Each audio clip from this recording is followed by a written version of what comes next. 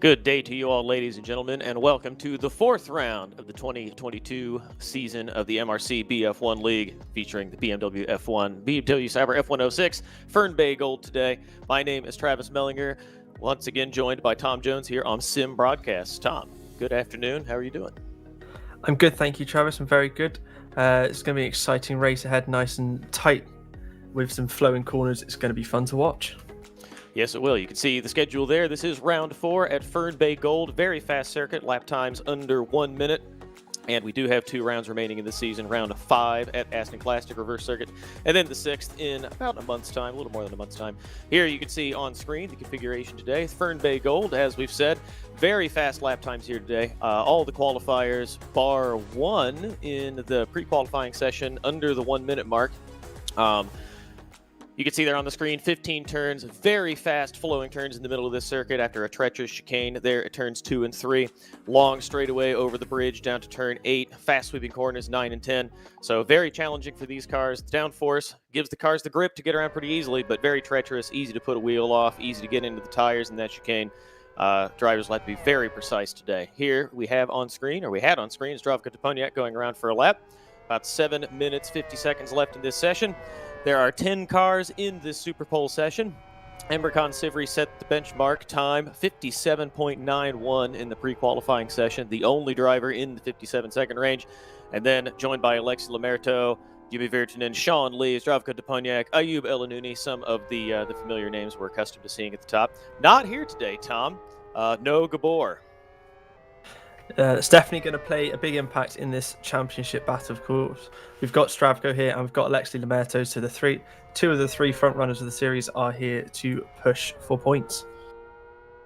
So while we're watching cars go around, we got Alexis Lemerto on screen. We'll see what kind of time he can set when he comes around to the start-finish line in a few moments' time.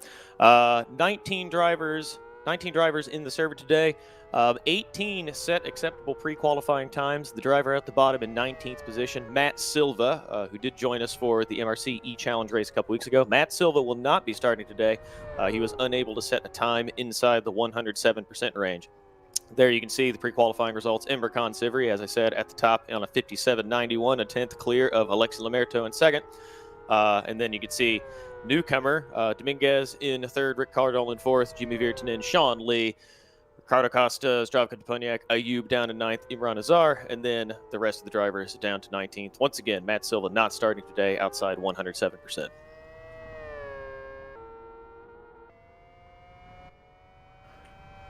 Here we go, Tom. We've got Zdravko coming across the line now. We'll see what kind of time he can set. He goes to the top. That's a 58.38. Or that may have been a warm-up lap. I think the 58.38 was already there on the top of the pile. My mistake. My apologies. Yeah, see him fully committed there through the chicane, using all of the curb he can, as much as the track possible, just keeping this car absolutely on it and flowing nicely through this nice sweeping section here, coming onto the bridge, getting as close as he dares to the inside and then taking it out to the outside, and then once again all the way close to the wall on the right, and then coming back nicely on the apex, using all of the track that is available and all of the curb there on the outside. Really pushing hard there. Yep, while we're watching Zdravko going around, negotiating these sweeping bins, Emmerkan went to the top spot with Alexis Lemerto hot on his heels. Emmerkan 58.16 in provisional pole position right now. A couple tenths off his time in pre-qualifying, with Alexis Lemerto right behind, just 200ths back in second position. Zdravko comes up the hill and across the line now, and whoo, he improves, but he's level with Alexis Lemerto. So we have 3 drivers at the top within 200ths of each other. Alexis Lemerto will be credited with second because he got there first. But Zdravko Toponiak right behind them, very close at the top. So watch Costa come through. Whoa! Come through the bends now and up and over the curb quickly back to the pits. Alexis Lemerto having a bit of traffic there, which might slow his lap down a little bit here, but he's coming back through, getting it nice and close to the apex and using all the road possible, getting his braking points well timed and just flowing nicely with this car as we'd expect from him. Yeah, we can see him just using the curb on the left side of the road there to help the car turn in. Nice flowing section. He's a little bit wide into the corner here, but he'll get a good run off this fast exit chicane. These final 2 corners onto the front straight. He a little careful, a little cautious with the curbs coming through that chicane. Curbs will be a big part of today's story, Tom. The curbs here are quite high, and the suspension on these machines is a little bit fragile. So, you can see him just pound the curb, go through the chicane there. Again, curbs are high, suspension fragile, so the story today is going to be getting through here quickly because it's a very fast-flowing circuit, but they also need to maintain their equipment. They cannot use it too much or they will be compelled to come in to repair suspension damage. I agree, Travis. You see them absolutely nailing the chicane here in qualifying, but I don't think we'll be seeing that in the race. Got to be far more careful with their cars, of course, because it's about a 90-minute race, and that sort of punishment isn't going to hold up. Speaking of punishment, Alexi Lamerto taking a lot more curb through that fast 90-degree right-hander. Watching him negotiate the final corners now, up and over the curb, much more committed through the first part of the chicane. Now on the edge of the road and over the line to a 57.73. Good Lord, Alexi Lamerto well out ahead now at the top. As the car goes off, it looked like, well, we're following Costa. I couldn't tell who it was that went off right in front of him. Costa through the chicane cleanly, fully committed, didn't lift. And now negotiating these sweeping bends and on to the backstretch over the bridge. Yeah, that lap from Alexi Lamerto, really a statement of intent, really. Setting himself 4 tenths ahead. That's the fastest lap we've seen here today.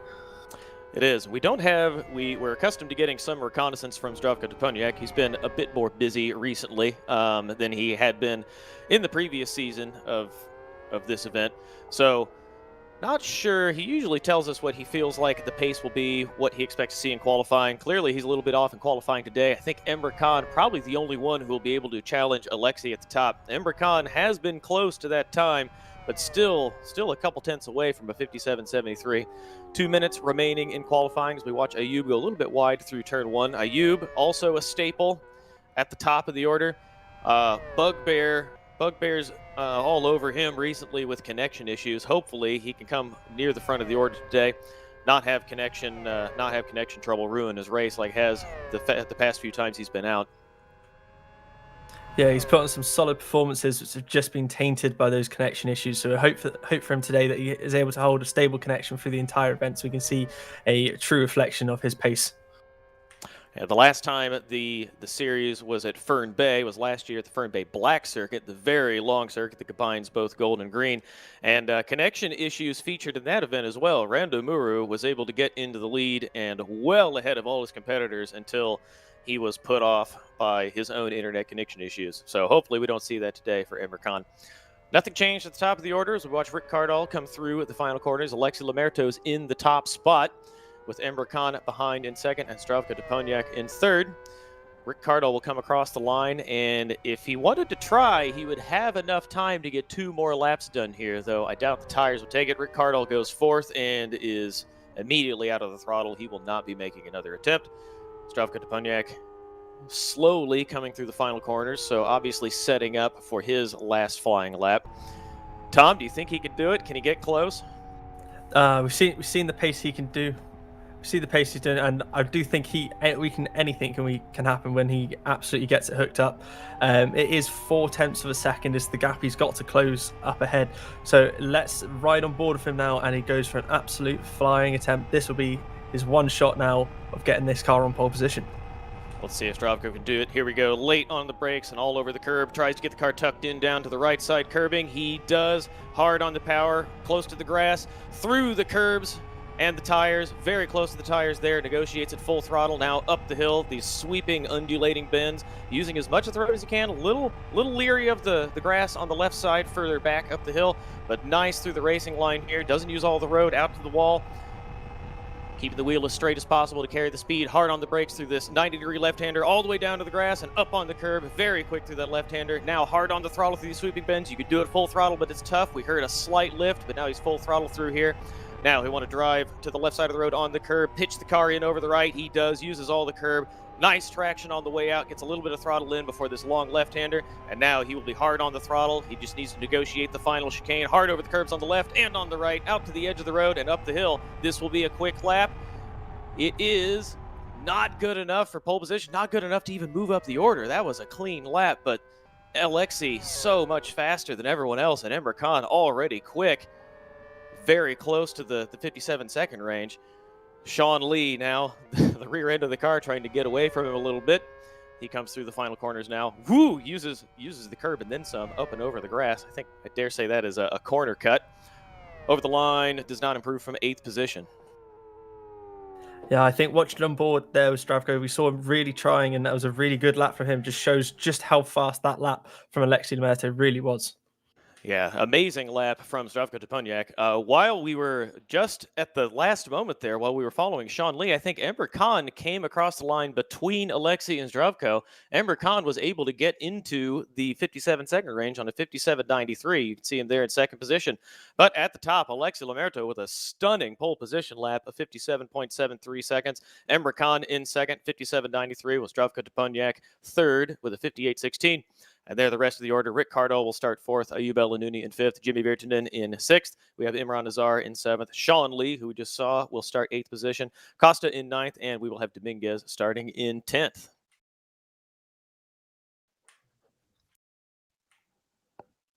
All right, that will do it for the Super Pole qualifying session. In the background, the drivers will join the drivers' briefing, and the officials will start setting the grid. We will take a break for a few moments and return shortly.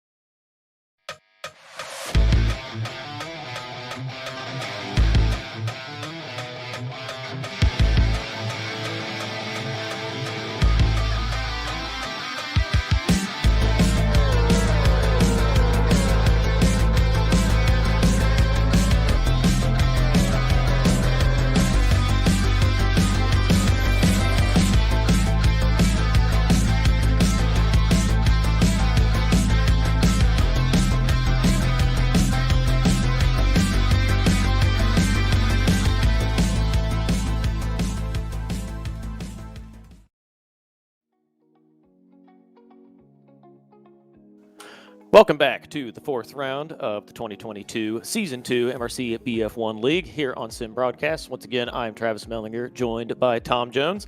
Still working on setting the grid in the background and doing the driver's briefing, but we got a few things to talk about until then. We'll refresh everyone's memory. We've got the car on the screen. This is the BMW Sauber F1.06, BMW's entry into Formula One in the 2006 Formula One season, powered by a 2.4-liter V8 mid-engine, screaming 20,000 RPM, makes about 720 horsepower on a 530-kilogram chassis. And we should have the championship standings up in just a moment. There we go. We can see at the very top is Gabor the Hungarian driving for the Sidus team on 65 points, but he is not here today. So Zdravko Deponiak and Alexei Lemerto both in the catbird seat to take valuable points and leapfrog Gabor in the championship. Sean Lee is there in fourth place with Rode Krampusch in fifth. Ayub would be closer to the top were it not for troubles with his internet connection. Down there in sixth position, could see him make up points today if he's blessed with stability. And then down at seventh, we have Heikki Hyttinen, followed by Jimmy Virtanen, Lorenzo Lucidi in ninth, and David Gage in 10th. There you can see the rest of the order on the right side of the screen. Got a few things to talk about as the grid comes up. We do have the team's championship standings. Team Sidus 2 with the lone driver of Gabor, 65 points at the top. Fragmaster coming back with Zdravko Deponiak today with 52 points. Team Sidus in third position with 43, and then Sean Lee doing most of the work for the Pixel Air Attack Racing team in fourth, with Race Green Autosports in fifth, Master Race Car in sixth, the B2R team Born to Race in seventh, Friendly Fire in eighth, the third Sidus squad tied for ninth position with the MRC Kappelman squad. And there you see 11th down to 16th on the right side of the screen there. In the background, we do have cars rolling off the grid to take the formation lap. Tom, we got a few things to talk about before they come around. One is the possibility of a safety car. I know this is your favorite topic at these events. Give us your thoughts. Okay, so going into the chicane first time round, I'm predicting we could have some collisions there, which could end up seeing a safety car brought out. Then we've got the sweeping section. I'm not expecting any safety car there because it's quite single line and I doubt we'll have anyone try to make a move. Someone might try and get cheeky onto the bridge. Very narrow there, so we could see some issues and possibly into the barrier there if someone does. And then coming off the bridge, you got that gravel trap on the outside. Any sort of collision, someone goes slow into there, that could result in them staying there and then having to get a safety car to get them out. Yes, indeed. Thank you, Tom. So looking at the order, most everything on the timing tower there reflects what we had in qualifying, but you might notice that Nico Patola is all the way down in 17th. In the pre-qualifying session, his time was good for 11th, but he was dropped down toward the bottom of the order. We're not exactly sure why that is, but we can find out more. In any case, Nico Patola at the bottom of the order has work to do to take points for the Sidus squad. Just got in my ear that he had a 10-place grid penalty.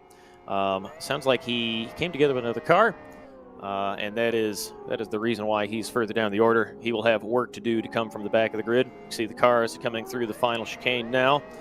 Alexei Lemerto will be at the point in pole position. You can see him there on the left side of the screen taking up his grid spot, with Ember Khan on the right in second, and Zdravko Deponiak immediately behind.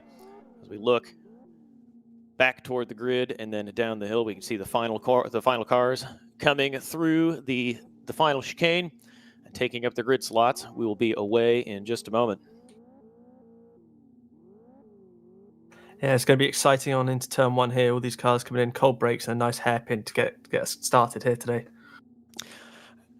All right, I believe we have all the cars on the grid. We are waiting for the lights to come up now. 18 cars on the grid following Alexei Lemerto into turn one. Looks like one car missed its grid slot, moving into position on the right side. The stewards, the race directors, might take a dim view of that, but it looks like we've got everything sorted. Now just waiting for the lights to come on. And there we go. We have an aborted start. We couldn't see it in the background, but Mo in our ears said that car 31 was unable to take up its grid slot appropriately. I imagine there will be, if not just harsh words, perhaps a penalty for that. Cars roll off to take one more formation lap. That will deduct one lap from the total number of laps run in this rate. Wait for everybody to come around to take up the grid one more time.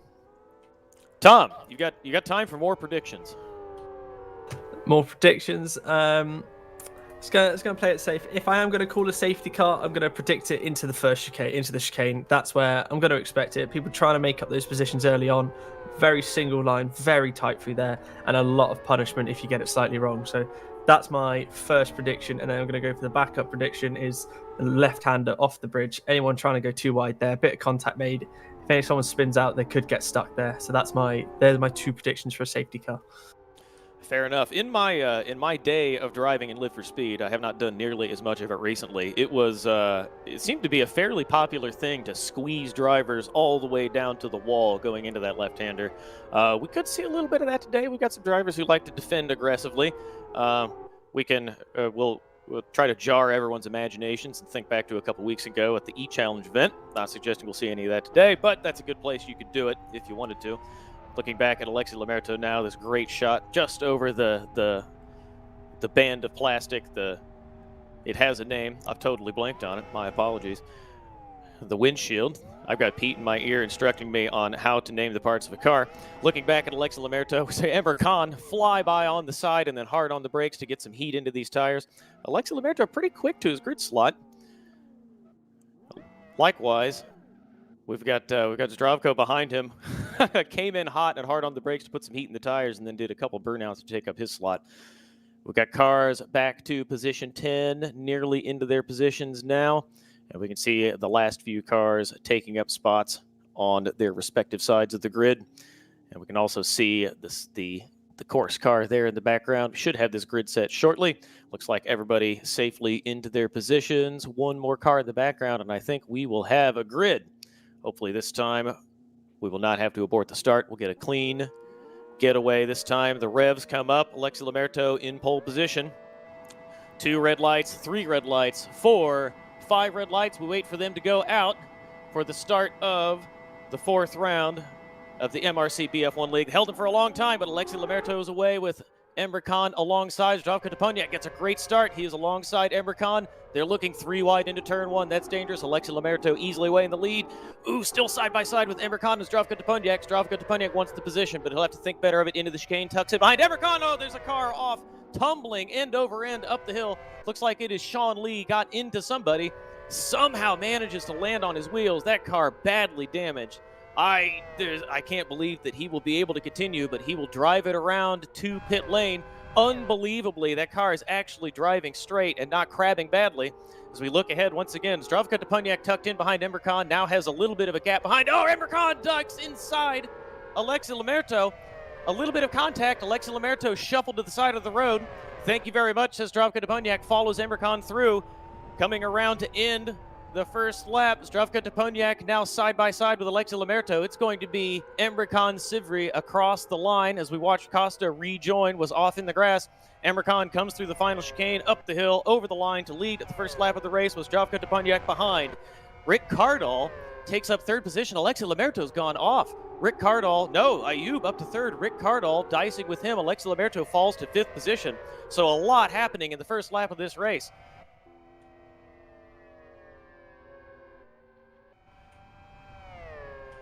We saw Sean Lee coming into pit lane. Oh, there's Tom. Tom was having a little bit of audio difficulty. Tom, go ahead. Yeah. Sorry about that. Alexi Lamerto made that fantastic start and then had a slight mistake as he came off the bridge, getting into the gravel trap, lost a lot of time, and then it's just tumbled on back down. Emre Khan has exploited this to the maximum as he can, and he's pulled a solid lead already. He's just hoping to run away up the road. Of course, he is a slight bit faster than Zdravko behind, and Ayub is showing fantastic pace here, right onto the back of Zdravko.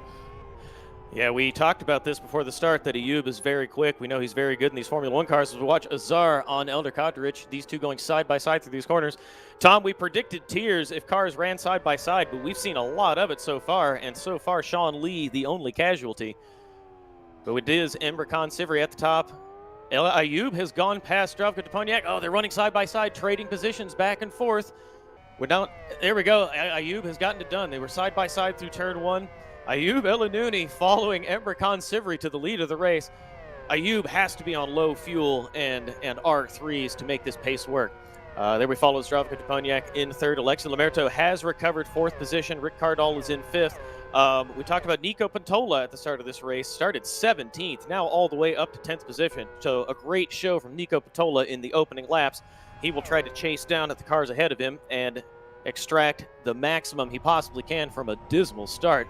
And here we are back on board with Emirkan Sivri coming through to start the fourth lap of the race. Easily in control with Ayub 1 second behind, and Zdravko Deponiak rounding out the top 3. Yeah, Emre Can showing a fantastic performance here. Alexei Lemaitre, of course, regathering himself, his composure, and he's coming back through. Zdravko's dropping back a bit from Ayub here and falling into the clutches of Alexei Lemaitre, who is, I think he's had a bad start, but he's got his bit between his teeth and he's putting in some fantastic pace. So, speaking of pace, Ayub's pace specifically, we can tell you why he is so quick. He has made a very aggressive start, a very aggressive strategy call, and has started the race on R2s. Zdravko Deponiak, we know, is a master strategist in these cars running on R4s. So, Ayub and Zdravko, completely opposite strategies, but running strongly at the front, and most everyone else near the top, as we predicted, running R3s or R4s.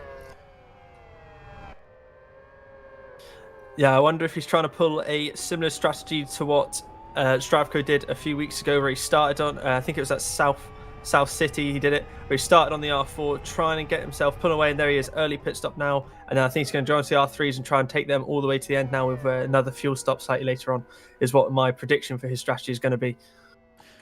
I feel like he could pull this off. Brilliant strategy call, and then good aggressive driving, clean aggressive driving at the very start of the race to make up those positions, get toward the front, and now he should have a lot of clear track to set good laps, catch up to the back of the grid, and then as these cars spread out, we saw Zdravko Deponiak go wide just before we cut away. Oh, safety car. I said Zdravko Deponiak went wide, but somebody else is responsible. Elder Kodrich is off the circuit at the chicane, and so is Bidal. Kodrich is probably not responsible for the safety car. Bidal is nearly beached. I suspect that because it will take him so long to get out of there, they've decided to bring out a safety car. Yeah, Go ahead, Tom. Yeah, it's that spot just off the bridge, isn't it, where he's just slipped wide and then into the gravel there. He's nearly back on the track now, but it's dangerous if he's trying to rejoin and the cars coming around there. It's very unsighted for him, but he's nice and out of the way now, so should resume. And I think it plays perfectly into Ayub's hands now. The safety car bunching the pack straight back up, so all the time he's lost from that pit stop should be reduced for him, and he should bunch the pack back up. Yep, there we see Emre Can in a P1. Looking down the order, Ayub has fallen all the way down to 12th position on account of that pit stop. But as you said, Tom, he is the only one to have pitted so far. He can run in the pack. He'll get a few laps of reprieve on these fresh R3s. He can run around without having to really put any stress on them at all. And when his competitors start diving into pit lane to take service, he will move up the order. Very lucky for Ayub El-Anouni. Zdravko Deponiak now in 12th position, right behind Ayub. Also elects to come into pit lane, dump those R4s in favor of a more favorable compound. Zdravko Deponiak and Ayub El-Anouni appear to be in the catbird seat for a strong finish. A little bit of luck matching up with their strategy early in this race. Tom, you called it perfectly. It wasn't on the first lap, but the safety car did come on account of a car being in the kitty litter at the exit of the corner at the bottom of the bridge. Yeah, I think Ayub and Zdravko played a similar strategy with going with the overall race pace slower tyre compound to start with, because they're expecting, while everyone was beached up, to cause a safety car, and it's worked out perfectly for them. They've dumped the tyres, so they're on the optimal racing tyre now, and they only have to do, I believe it's just a fuel stop they'll have to do later in the race, so it's going to hopefully play out for them very nicely. There you can see on the screen, safety car will be in this lap. We see the safety car go through this series of sweeping bends with Emre Can behind. I missed this when we were talking about it a few moments ago. Emre Can has chosen to start the race on R4s. So Zdravko dumped his R4s in favor of R3s, fell back down the order with Ayub El-Anouni. But we do have Emre Can in front with R4s, so it seems like he is going to attempt to go very long. Well, either he's going to go very long on these tires. He may be compelled to now. Ooh, as he goes off in the grass, trying to warm the tires, gets it a little bit wrong. That's very dangerous. He either has to go very long on these tires or he's just been fabulously unlucky and left his stop a little bit late. He may have been trying the same strategy as his competitors. As we see him bring the pace up now through this final corner, a little bit of wheel spin. Stone cold R4 is not offering him any grip, and he has Alexi Lamerto breathing down his neck, coming out of the final corner and up the hill now over the line to resume racing, starting the 7th lap. Alexi Lamerto leads Emre Can with Rick Cardle in 3rd, Jimmy Virtanen in 4th, and Imran Azar in 5th. Looking forward from Alexi Lamerto now as these cars snake through these very fast sweeping bends. Yeah, very good. Are you making the most of his start already? He's gained a few positions as it is. Right on board, Rick Cardell now just looking at those front 2 ahead of him and trying to get up to them. A slight gap has already opened up. Not a massive one, but it's a big enough to feel it. So at the end of the safety car lap, we saw Zdravko Deponiak fall down the order a couple more spots. He was right there with Ayub. Zdravko Deponiak pitted again. I assume he took fuel in order to top off and keep as much in the car as possible. Also repaired damage. So seems like he may have picked up picked up a bit of damage somewhere. Well, obviously picked up a bit of damage somewhere. Chose to repair it. May have been maybe preserving suspension, just making the car last as long as possible with what was essentially a free pit stop. Looking at Rick Cardell now in 3rd position, and now forward to Emre Can, who leads the race on the 9th lap with Alexi Lamerto behind. Yeah, it's that shot there of them going through the chicane is really amazing, just showing how committed these drivers are, just absolutely flying on through there to maximize their pace as possible. Yeah, we talked about this in qualifying. I'm a little surprised that they are going through the chicane so aggressively. Obviously, everyone at the front of the order is so quick that you have to commit as much as you can to keep your competitors behind. But they also have to preserve these cars. Running that hard over the curbs is going to damage the suspension, and they need to make these cars last 86 trips through that chicane. So I do wonder if drivers who are a bit more conservative, willing to give up just a little bit of pace, might fare better in the late running. Yeah, I'd agree with that, Travis. It's going to have a lot of damage if you're going to keep taking that line. I wonder if they're thinking to maximize the pace they can carry through the race and then just give up a couple seconds in the pit stops to get a bit of damage repair. As we see Ayub El-Anouni making a light work of Heitto Huhtanen there, using the slipstream and just flying on past him. That's a great camera shot on the inside of that corner, too. We can see how deep he went on the brakes, carrying the speed into the corner, holding the brake in the front end of the car all the way down to the apex, and now he is quickly away from Heikki Hirtinen, already a gap of a couple seconds behind him. He is flying up to the front of the grid. Ayub, one of the masters in the field today. His next victim will be Seamus Taukavicius, who is chasing Costa just ahead of him. So Ayub will have these two in a few laps' time. Looking back to Alejandro Tres Palacios, not sure if he went off. Oh, we see him come through that sweeping bend. The drivers just dancing on the edge of the road there. There's the contour of the road actually drops off into the dirt there at the edge of the road. So it's really easy to put a wheel off and turn the car around. On board with Alexi Lamerto, stalking Emre Can, about half a second behind. We know Emre Can is not on the ideal strategy unless he has thought of something to make R4s work for a significant portion of the distance.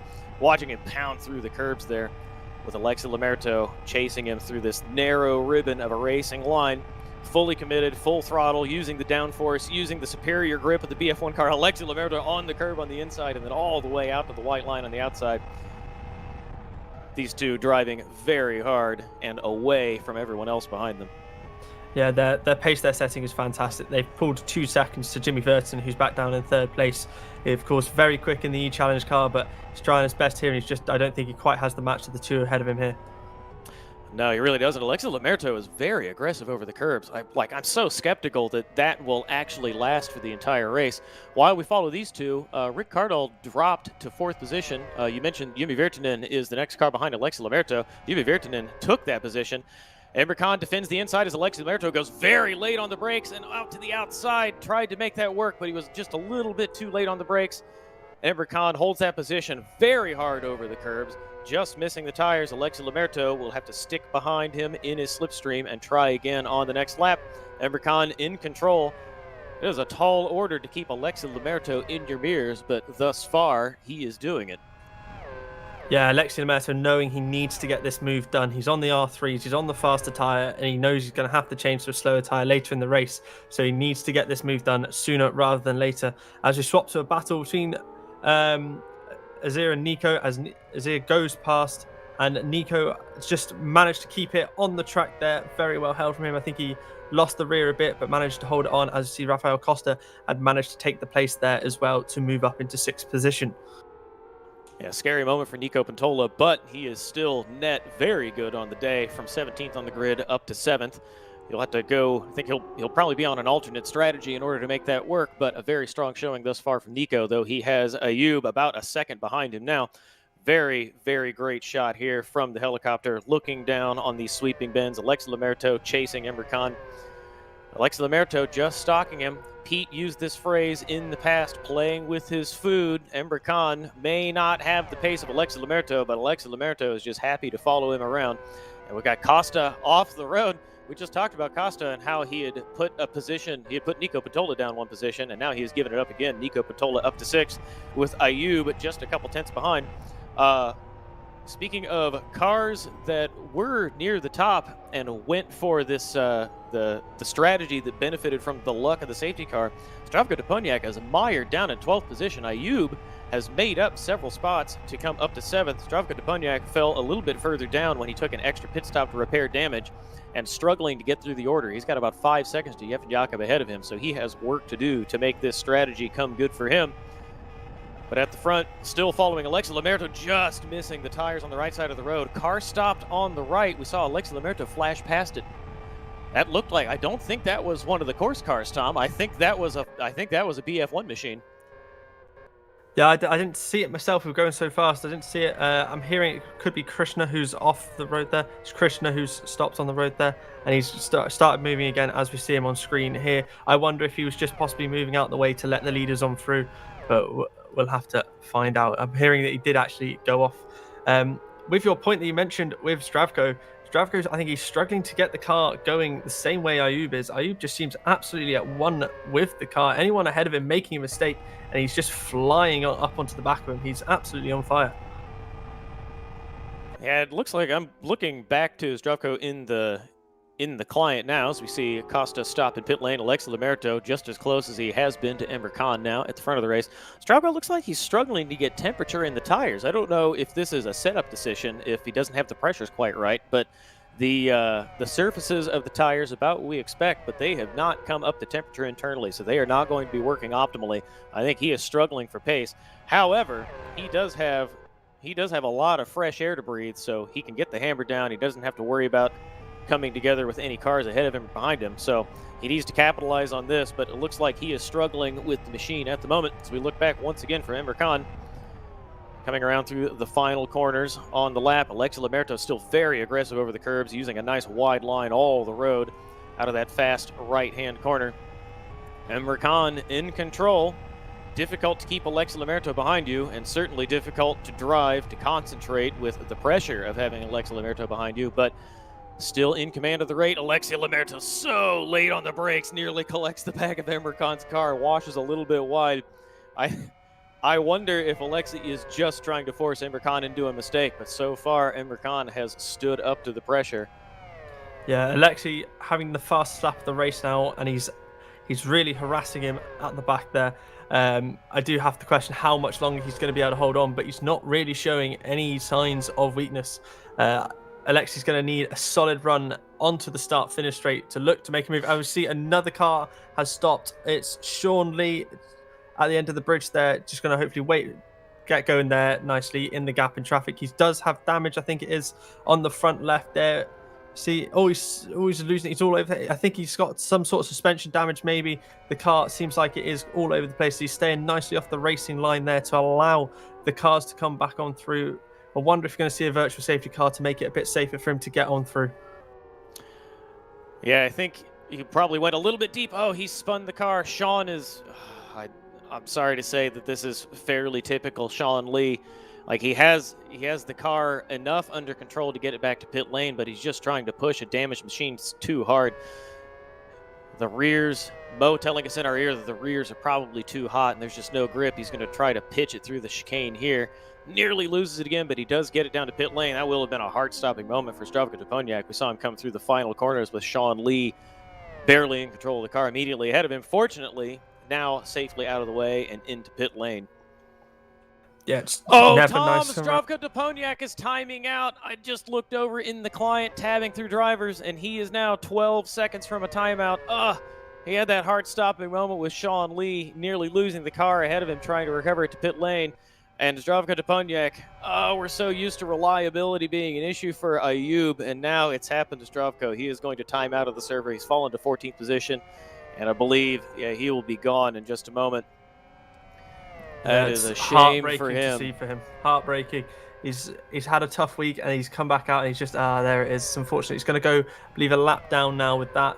If he's able to get back nice and quick, he's reconnecting now. I'm seeing, but this is just not what he wants. It was a solid opportunity for him to jump up into the lead or holding second place in the championship, but it's not what he wants. This, as Alexis Lemerto here, still just in second place. It's all he.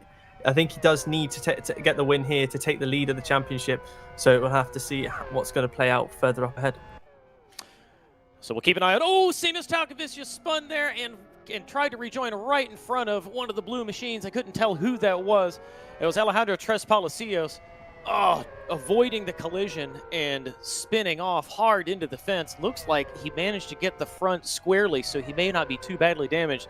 That, Tom, your predictions they're playing out. The dangerous parts of the circuit, the source of safety cars or near safety cars. Talkavicius hearing he has spun again somewhere on circuit, though we don't see it, and looked like, I think that was Costa had gone around behind him, so I don't know if... cars colliding. Costa trying to rejoin right through the racing line. That's the race leader. That's the race leader, I think. I think it's the race leader who's been hit there. That is not what we want to see. Tom. Oh, no. Yeah. Surely that needs to be a safety car. It does. He was rejoining across the safety line, the racing line, and Emre Can just pounded him. Still no safety car call. Probably too late now because all of these drivers are going again. That is Emre Can's race ruined. He was standing up to the pressure. He was in control. He has severe damage on both ends of that machine. He will have to come in and pit. This gifts the lead, all of the championship points to Alexis Lemerto. Jimmy Virtanen will be in second position, completely changing the complexion of the race. Tom, here he comes into pit lane. Yeah, that's not what you want to see. It's absolutely heartbreaking for him. He was doing a fantastic performance to keep Alexis Lemerto at bay. It did look like he was going to be holding it with those R4s at the moment, and then just to have this unfortunateness of the damaged cars trying to make their way back to the pit lane and then just getting just massive collision was just it's devastating for him. It is. This has, well, so we've said this changes the race completely. Alexis Lemerto now in the lead. That must have, it must have woken up Alexis Lemerto, who went through somewhat cautiously, because Jimmy Virtanen is now right behind him within 1 second. I don't know if Jimmy Virtanen has the pace to keep up with Alexis Lemerto, because Alexis Lemerto is so quick. However, we know Jimmy Virtanen is a talented and winning driver. He won the E-Challenge race just a couple weeks ago. We'll watch him dive into pit lane. There he goes across the white line and down to find his pit box. Yeah, it's not ideal for him.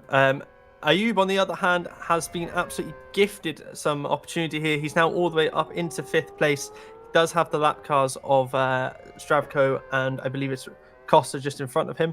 But also, Cardle has made some fantastic opportunities from all this carnage and has managed to get himself up into 2nd place. He's got 11 seconds nearly to Alexis Lemerto in front, but he's got that sort of safety buffer behind him now as well. He does indeed. So 20 laps finished. Let's talk about the running order. We have Alexis Lemerto, who was given the lead by a collision on account of a back marker, spinning off in front of the then leader, Emre Can Sivri. Rick Cardle promoted to 2nd place after a series of pit stops. Imran Azar is in 3rd. Ayub El-Anouni all the way up to 4th position. Nico Patola started on the last row of the grid and now running 5th. Heikki Huhtinen is in 6th with Jimmy Virtanen in 7th, who just pitted from 2nd position. We have Dominguez in 8th. Alejandro Tres Palacios, who we saw spin off a few moments ago, in the top 10.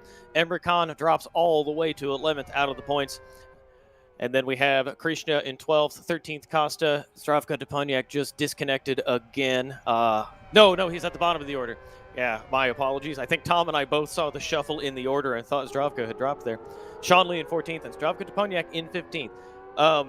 let's talk about Zdravko Deponiak while we wait for cars to cycle through pit stops.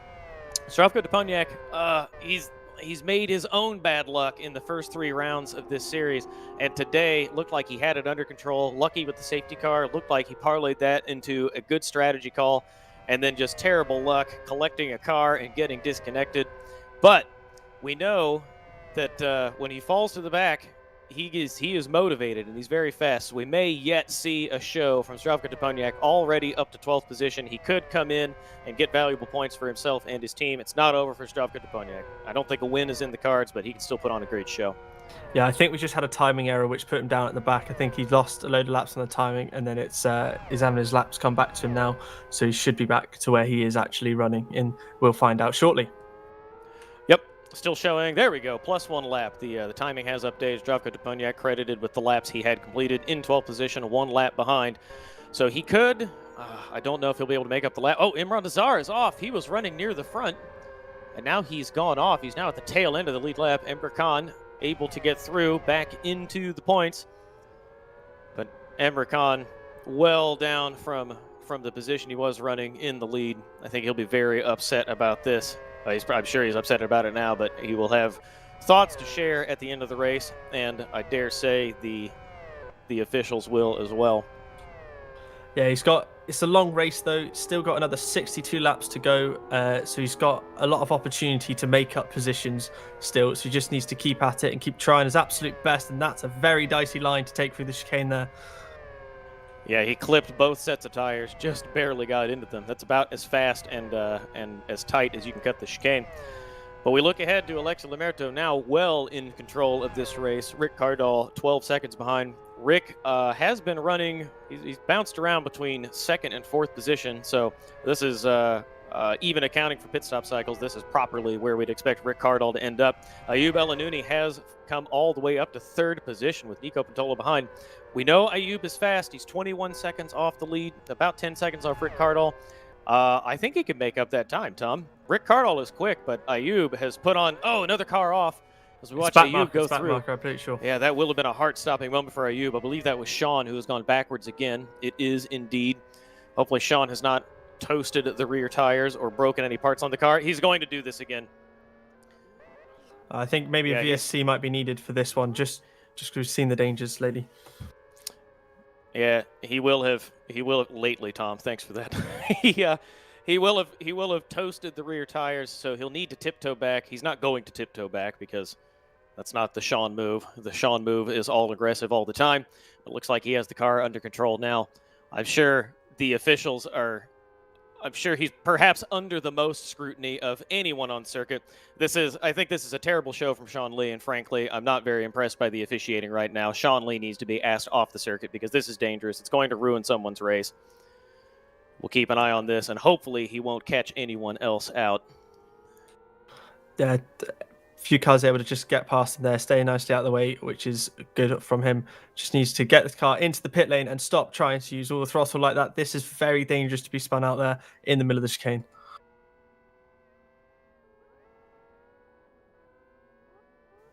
Yeah, this is very dangerous. He needs to get out of the way. I think he's just looking to get cars out of the way. He's spinning again. This is just not on from Sean Lee. No, this is an appalling show from Sean Lee. He should be ashamed. This is unthinkable. He spun the car half a dozen times on this lap across in near the racing line, gets the car into pit lane, and now we're looking to Rick Cardall, who has inherited the lead of the race. I believe Alexis Lemerto pitted while we were watching that charade. He was about 12 seconds ahead and now 6 seconds behind Rick Cardall, so that adds up with a pit stop. Apologies for being distracted by Sean while we were watching that. We missed Alexis Lemerto come into pit lane. So Rick Cardall inherits the lead of the race. I suspect he didn't expect that in the early running, but Alexis Lemerto, I think, will catch him up pretty quickly. Even so, good show from Rick Cardall, staying out of trouble, and there has been plenty of it in this event. Alexis Lemerto running in 2nd position, and Ayub El-Anouni now only 10 seconds behind Alexis, so still on for a good result by Ayub here.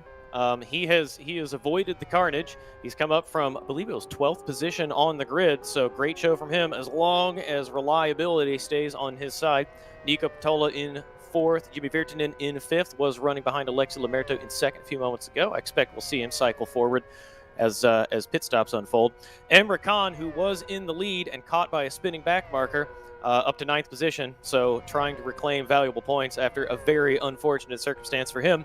And we look back to Zdravko Deponiak, who was also vying for a front-running position, up to 13th, but now 2 laps back. Tom, a lot has happened in the last few laps.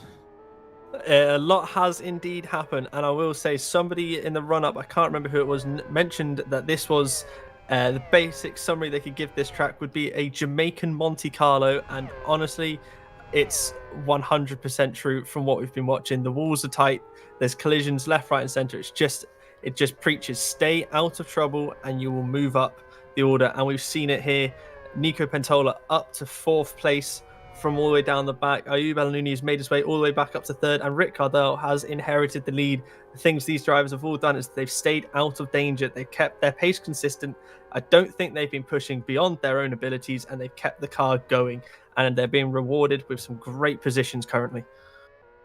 They have indeed. And speaking of being rewarded with great positions, Rick Cardle has been in the lead for the last few laps, but he's just inherited a couple seconds on his gap. Alexi Lamerto had closed it to about 6, now up to 8. So I don't know if Alexi went off somewhere, put a wheel off, had to avoid a back marker. He had been in pit lane, but that doesn't account for the additional time. Though it may have been we were looking at that timing while the timing was cycling. So this may be. Yeah, it may have been his outlap when we saw that gap. So, even so, Rick Cardall, the Nederlander, in the lead. Alexi Lamerto chasing him down. As far as we can tell, Alexi Lamerto will have easy command of this race when Rick Cardall does pit. Seems like the field has spread out a bit now. We've lost a few cars. Oh, Alexi Lamerto gets into the tires just as you were talking about staying out of trouble between the lines, away from all the hazards. Alexi Lamerto has a heart-stopping moment and pings one of those tires very hard. He will not want to do that again. And a man who's just looking at that all unfold and is probably smiling and licking his lips right now. Ayub El-Nouni, just a second now back from Alexi Lamerto. His pace today has been truly fantastic, and he's just closing up on ahead. He is, and we will remind everyone that Ayub El-Nouni made a very early pit stop to come off R2s and put on R3s. Very, very lucky to do that right before a safety car. So Ayub El-Nouni benefiting from the safety car, making a strategy work on account of luck, and we see Emre Can retires. He's pulled into his garage and disconnected. That will be all for Emre Can. That is a shame for him. He was in control. He had responded to the pressure of Alexi Lamerto in his mirrors. And now, speaking of mirrors, Alexi Lamerto has mirrors full of Ayub El-Nouni, who is on the perfect strategy for this race. Alexi Lamerto has recently stopped. He's on fresh rubber. But Ayub El-Nouni on the superior strategy, we believe, at this point in the race. I believe Alexi Lamerto might have stayed on the same tyre compound. I'm not 100% sure. I might need clarification on that, but I don't think he changed tyres. Ayub is just working wonderfully with these to come right up behind him. Yeah, hearing in our ears that Alexi has in fact not changed tyre compounds, so he will be compelled to stop one more time, switch tyres. Ayub El-Nouni made a blinder of a strategy call that came good with a bit of luck from a safety car. Started R2s, flew up the grid into a very strong position, and then stopped right before the safety car. So he is good to go on tires until the end of this race. He may need to stop for fuel because he did stop very early in the running, but he will not need to take additional tires unless he chooses to put on fresh rubber. And he is right there with Alexi Lamerto now. Yeah, I think even if he does have to take another fuel stop, which I think he probably will, the time he'll be stopped for to do his refuel would probably be less than the cars ahead, and the cars ahead also will need to be changing tyres, and they'll be moving on to what would be a less optimal racing tyre. So it's all playing into Ayub's hands right now. It really is. Alexi Lamerto trying everything he can, using all of the road to keep Ayub behind him. We saw him dip a wheel off on the inside of that left-hander after the bridge, kicked up a little bit of dust. It's about as close as you can get without hitting the barrier there. So Alexi Lamerto being as precise as he possibly can be to keep Ayub behind. Ayub in the slipstream. He won't be close enough to make a pass this time, but he is inching ever closer to Alexi Lamerto in the lead of this race. Ayub El-Nouni in a very strong position, on a good strategy, all over Alexi Lamerto, who touches. Oh, they both touch the tires again. Oh, they are both so committed, pushing incredibly hard. These two will be, I predict these two will be fighting for the top spot as this race inches closer to the finish. Yeah, I think Ricardel is getting close to needing a fuel stop at the minute. Either that or he's got fantastic pace, because even with Alexi Lamerto not really going defensive yet, but pushing as hard as he can, he's still losing time to Ricardel ahead, who's pulling a couple temps every sector or so as a gap from these two. So we'll have to see what's going on. Yeah, strong pace from Ricardel. I assumed that. Oh, safety car. Heike Huhtinen upside down after the chicane, probably got into the tires there. Rick is coming through. Ooh, Rick coming through in the lead. He will have seen a yellow flag there. He knows there's a safety car call. He does not have to commit to the chicane like that. He's gambled and taken another pit stop. I think he must be doing his fuel stop now. I think he might have calculated he can take it to the end, but Ayub is now in and hoping to get that to the end. Yes, and Nico is also in. So Nico Pantola, while you were talking about the front runners there, Tom, we saw a nervous moment for Nico. He put a wheel off and just managed to collect the car. He's come in to take service, so Nico should be good until the end of the race. Ayub good till the end of the race.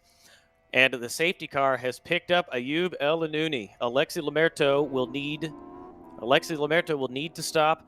Rick Cardall, we know, will also need to stop. I assume they will wave Ayub by because he is not the leader of the race, having just stopped. Still following the safety car around. Wise by him to just make absolutely certain he doesn't contravene the rules. Now he's been sent through by race control. So very, very lucky, very fortunate for Ayub and Nico. As soon as the safety car call came in, they were able to make quick stops. They were right there at the end of the lap, able to duck into pit lane. And they will benefit from this. Rick Cardall has stopped for a very long time, Tom. I'm hearing he had damage. I wonder if that's just suspension damage he's been repairing. But either way, with Ayub's long time he had to sit behind the safety car, I think that's meant that he's not. It has meant he's not going to be able to gain the time when Rick Cardall is going to end up behind him. So we're going to be a very interesting restart here after the safety car. Oh, Jeff and Jakob on the safety car lap, still pushing to catch up the train behind the safety car. Jeff and Jakob did a pirouette in the middle of the circuit, avoided any of the hazards, and was able to rejoin. But that will have been scary for him and for everyone else. I'm looking to see who the safety car will pick up. We're following Alexi Lamerto now, but we don't have a safety car in sight, so we don't know yet who will be waved through. Oh, and now we speaking of Alexi Lamerto, he is into pit lane. So he may have, if he has enough of a gap on the safety car that he's able to do the stop and then get out. We see a couple cars going through. That may have been Rick Cardall who just went past. I couldn't tell. No, I think this is Rick coming now across the start-finish line. I think that's Rick who's just gone there. Yes, it is. And then Ayub is coming out of going through the chicane now. He's coming on out, so Rick is going to come out ahead of Alexi Lamerto now. Heike Huhtinen still stuck upside down in the middle of the circuit outside the chicane. We could see him there as Zdravko Topuniak comes by. I'm looking for the safety car to see if Zdravko might benefit from this and get a lap back. He's in the points in a top 10. Attrition obviously benefiting him substantially. But not over yet for him. We're not even halfway through this race, barely a third of the way through the race. So Zdravko could still take valuable points. He's on 1 point for P10 at the moment. Could take a few more. We know he's quicker than most of the competitors ahead of him, but making up a lap, let alone two, is still pretty difficult. I'm quite confused at the minute whereabouts the safety car is on track. Just heard it's at the final turn, so he should be picking up Rick Cardall now as down the start finish line here. Yep. There we have Rick Cardall coming across the line now. The safety car lets Dominguez through. I assume the cars must have been sufficiently spread out that it just took a while to cycle everyone through, especially with pit stops. They don't close pit lane during a safety car. Everyone is free to come in. So it will have taken a while to cycle everyone through and find the proper leader of the race, which is Rick Cardall, who we are on board with right now. Looking back to a back marker. two Or back it could markers, I be- believe. Yeah, two back markers. That and is then that it's is Ayub. Yes, you are right. Zdravko Topaniak is the second car back. Have not identified the car behind him, though that car is being waved through. So as Jeff and Jakob wave through, and I assume they will let Zdravko through as well. So that was a back marker permitted to go by Rick Cardall. There goes Zdravko Topaniak, so he will get one of his laps back. Fortunate for him. Unfortunate that he disconnected earlier in the race. More back markers coming through. And Rick Cardall will have mirrors full of Ayub El Anouni. And here comes Alexi Lamerto as well. So this is going to be a very interesting few laps after the restart to see who's got the outright pace out of the three of these and who's more in sync with their tires. I'm assuming Alexi Lamerto might have changed his tires in his pit stop. I'm actually sorry, no, probably wouldn't have. It was too early yet, isn't it? Yes, he is. He stopped, but he is still on the same compound. So he changed tires, but he is on the same compound. So I'm not so sure about that strategy call, though he certainly wouldn't be able to make R2s or R4s last. So today, the lucky few who went for the alternate strategy at the start, benefiting from this, they can just run the optimal tire to the end if they need to stop. Ayub El Anouni, we don't believe will need to stop again. He may, because we're still fairly early going in the race. Rick Cardall also needs to change tire compounds. He has changed tires. He's got fresh R3s on, but we know that he also needs to stop for a different compound. So Alexi Lamerto, Rick Cardall at the front will need a different compound. Ayub El Anouni does not, so he could make these tires last. That would be good. But he can, if he does need to change tires, he will be able to stay on the same compound, the optimal compound for this race. Yeah, I believe this safety car is going to go a long way to helping him get these tyres to the end. He's going to have so much less wear in them with the laps they're stuck behind the safety car here, so he should be able to get these to the end. Yeah, I believe you are probably right. I think it'll be pretty tight, but he should be able to do it, and I agree, the safety car will help immensely.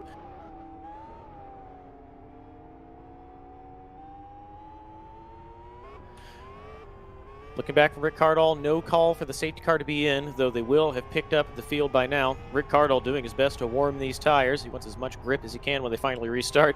This will give Rick a bit of a wake-up call as he gaps the grid, and then Rick Cardall comes sailing up into these corners hard on the brakes to put heat in the brakes in the tires. So, Tom, let's review the shakeup here. Rick Cardall in the lead of the race, on the merits of his own pace. Benefited from a bit of luck with safety cars and with some of his competitors caught out by cars spinning across the circuit and collecting them. But Rick Cardall running a strong race in P1 on his own merit. Ayub El Anouni up the order from fairly deep. Lucky strategy call. Alexi Lamerto, Nico Pantola. Who's in the best position here? I'm inclined to say Ayub, but we've kind of reset with the cycle of pit stops.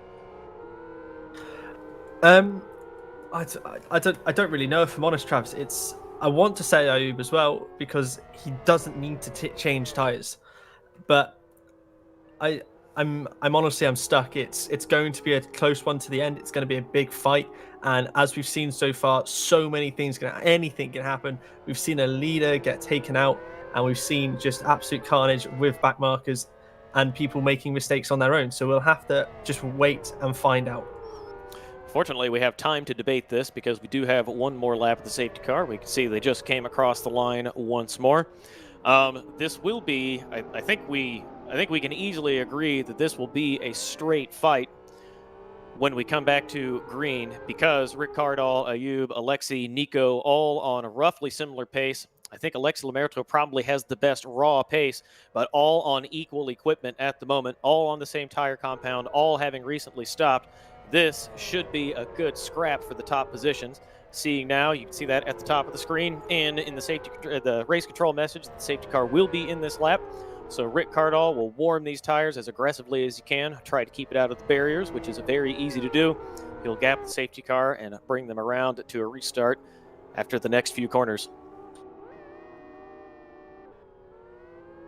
Just heard now that if Ayub has enough fuel, he won't need to stop again, whereas the other two will. There we see Rick bunching the pack up now, getting ready for this race restart. Yeah, Ayub is eager to get a good jump here. Nearly got into the back of Rick. Rick trying to control the pace, warm the tires and the brakes. I think he surprised Ayub a little bit, braking or slowing down in the middle of the corner. But here we are, nice and tight. Ayub all over his mirrors. Rick is on the throttle. A little bit squirrely into the traction control, but he is away. He's going to come over the curbs. Ayub very aggressive over the curbs. Going to stay as tight as he can. Coming into the first corner, Rick Cardall in the lead. Ayub right there. He's going to make a move to the inside. He's looking late on the brakes. He's going to wash them both wide. Ayub, a little bit of contact, but he gets the pass done. Rick Cardall's going to tuck inside ahead of Alexi Lamerto, who still runs at third position. Rick just missing the tires. Rick's off. Lost the rear of the car. Did very well to gather it up and avoid a bigger collision or spinning back in front of his competitors. Rick Cardall's gotten it all wrong. A little bit cheeky, a little bit rough by Ayub, but Ayub gets it done into the lead of the race. Imran Azar promoted to second position after all that. Alexi Lamerto is off. Alexi Lamerto in 8th position. While I was talking, I missed that. Alexi Lamerto caught out by cars spinning off the circuit, fell down the order. Doesn't look like he took any damage, but he is now, he now has 7 positions to make up to catch Ayub, and we know Ayub is very strong today. Imran Azar, out of nowhere, promoted to second position on the back of all of the attrition, with Nico Pantola in 3rd, Jimmy Virtanen up to 4th, and Dominguez up to 5th. Tom, the complexion of the race changes once again, but our prediction that Ayub would run at the front, that one comes true. It has indeed, Travis. I think Ayub made those, lost all those positions, because he was avoiding the issues that Rick was having. So that's why when he went to avoid that, the other cars managed just to snake on back past him. Ayub now, he's not well ahead. He's got about a second ahead. Azir does have a slightly better pace on him at the minute. He's closing the gap a little bit. We'll have to see if Ayub can slot back into the rhythm that he had previously and start to pull it away again. But it's only really Azir behind him, and then he's got a comfortable buffer on back behind to Nico.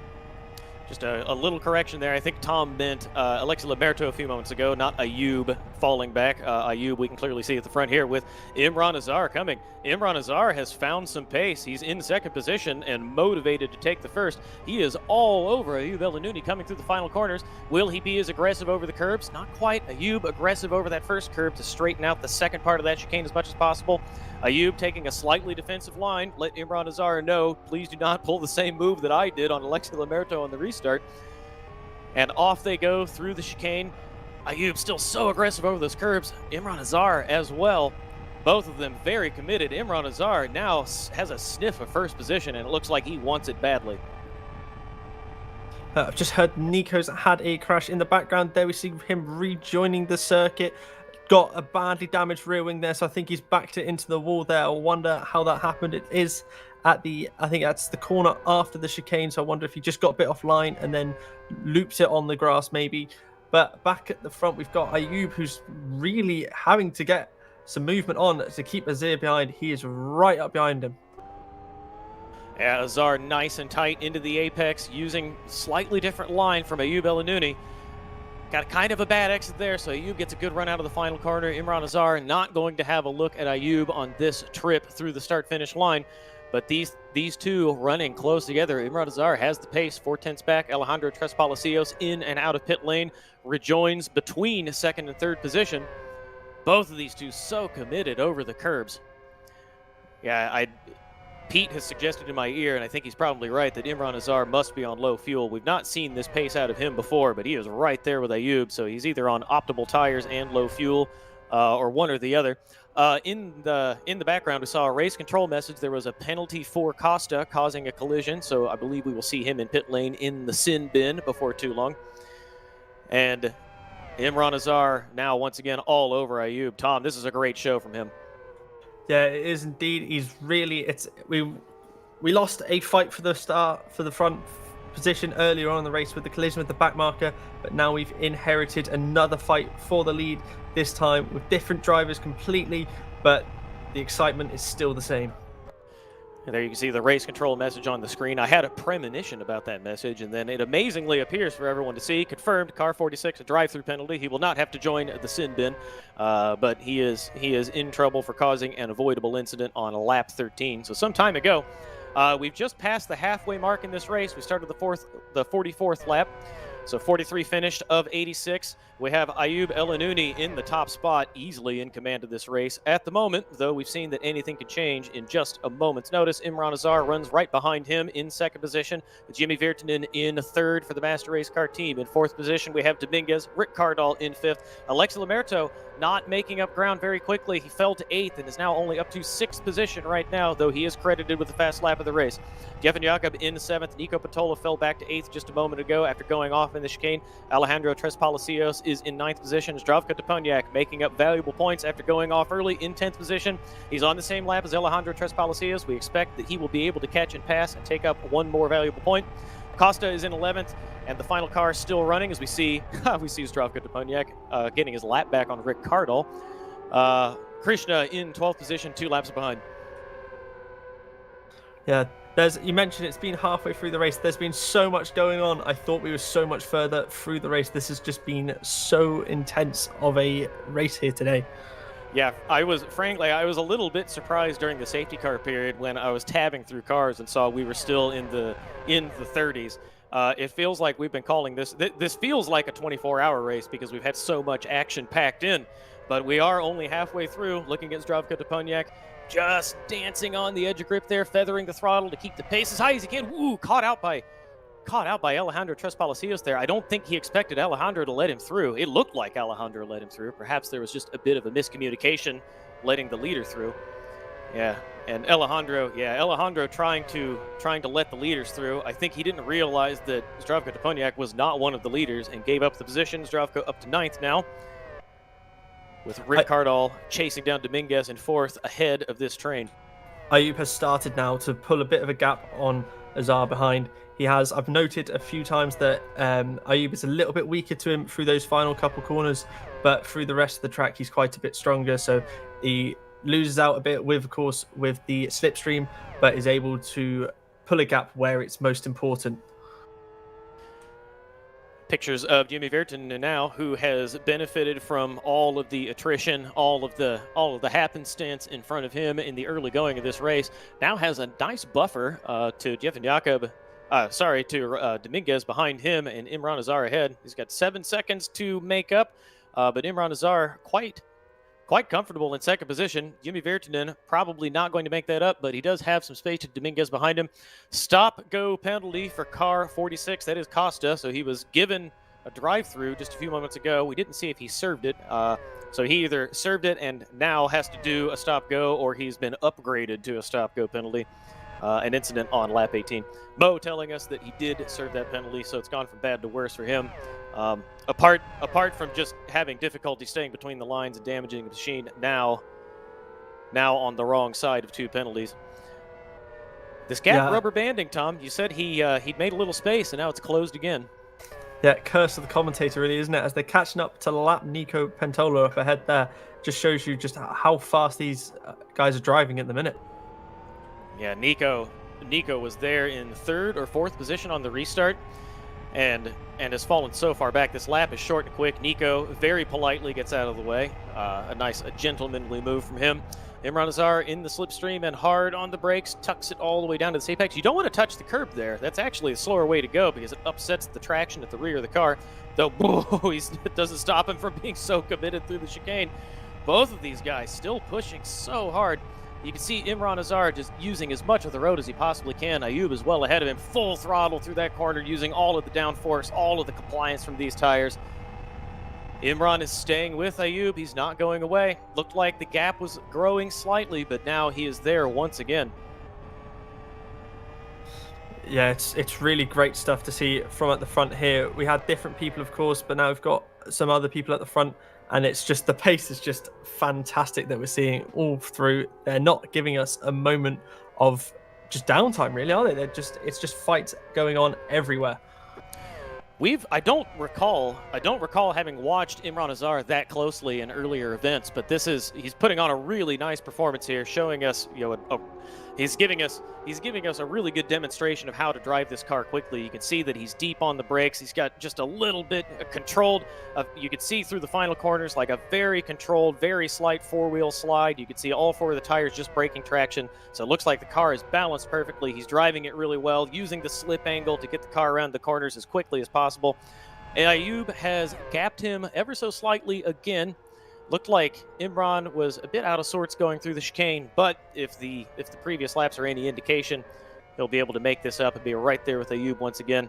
Ayub snaking his way through this narrow line, trying to avoid all the hazards. A few laps ago, he was a little bit wide on the entry into that corner that we just saw Imran go through. The rear end of the car stepped out, but he was able to gather it up. Both of these guys committed, driving hard, trying to get away from the cars behind, which they are doing. Jimmy Virtanen 9 seconds back as Imran Azar dives into pit lane. So he's enjoyed his time in second position, running behind Ayub very strongly. He's missed his box. The pit boxes are so close together here that it's difficult to see where one begins and one ends, and he ended up in between boxes. Tom, that's going to cost him 4 or 5 seconds, though he's away now. Yeah, it's going to cost him dearly. It's not the result he's going to want. Hopefully, later on, it shouldn't be too much of an issue because he did have that 7-second buffer behind, so he could be able to catch up a few more places with that. This will be good for Ayub, though. He was in control in the front, but now he does not have to worry about the challenge from behind. He can focus forward and put in fast laps. That promotes Dominguez from the Road Presa Racing team well down the championship order in the team standings, but strong performance today, benefiting from attrition and pit stop cycles. He stayed out of trouble. Tom mentioned this a little bit earlier in the broadcast, that staying out of trouble, avoiding the accidents is the key to success today, and so far he has done it nice and clean through the sequence of corners. Dominguez looking strong, doesn't have the ultimate pace, but he is driving a nice clean line. Here we go, on board with him. Conservative over the curbs in the chicane, doesn't go fully on top of it like we've seen some of the other drivers do. The ideal line down to the front stretch on the curbs. A little conservative on the brakes, but he gets the front end of the car nice and tight down to the apex. We'll see if he's as aggressive through the chicane as his competitors. He is, just clips the tires there on the curb, and now as smoothly as he can be, as little input as possible, just touching the curbs on the edge of the route. Really, really strong from Dominguez here. He looks solid. Ayub's just had a collision with a back marker coming off of the bridge. He's got some damage to his front end, but he is going. He just had to do a quick 180 to get himself pointing back the right way, but he does have damage to that front wing. I believe it was the back marker of Krisha that just didn't get out of the way for him. That's a shame for him, though. It looks like he may have gotten away with it. This lap will be a little bit slower on account of that collision and doing that pirouette. Let's see, this lap for him was it was a 50... 106.8, I think. Yeah, it 106. Yes, it was. Thank you, Tom. Yeah, so he's lost 7 seconds there. Somebody knocks one of the tires out of the way. I believe that was Nico Pantola to open up the line for Ayub there. So, the car off ahead of him. Oh, Ayub. Wow, avoiding action by Ayub. So lucky to be right there and not the corner before to the corner after it. He's able to dive to the grass and just kind of cut the corner.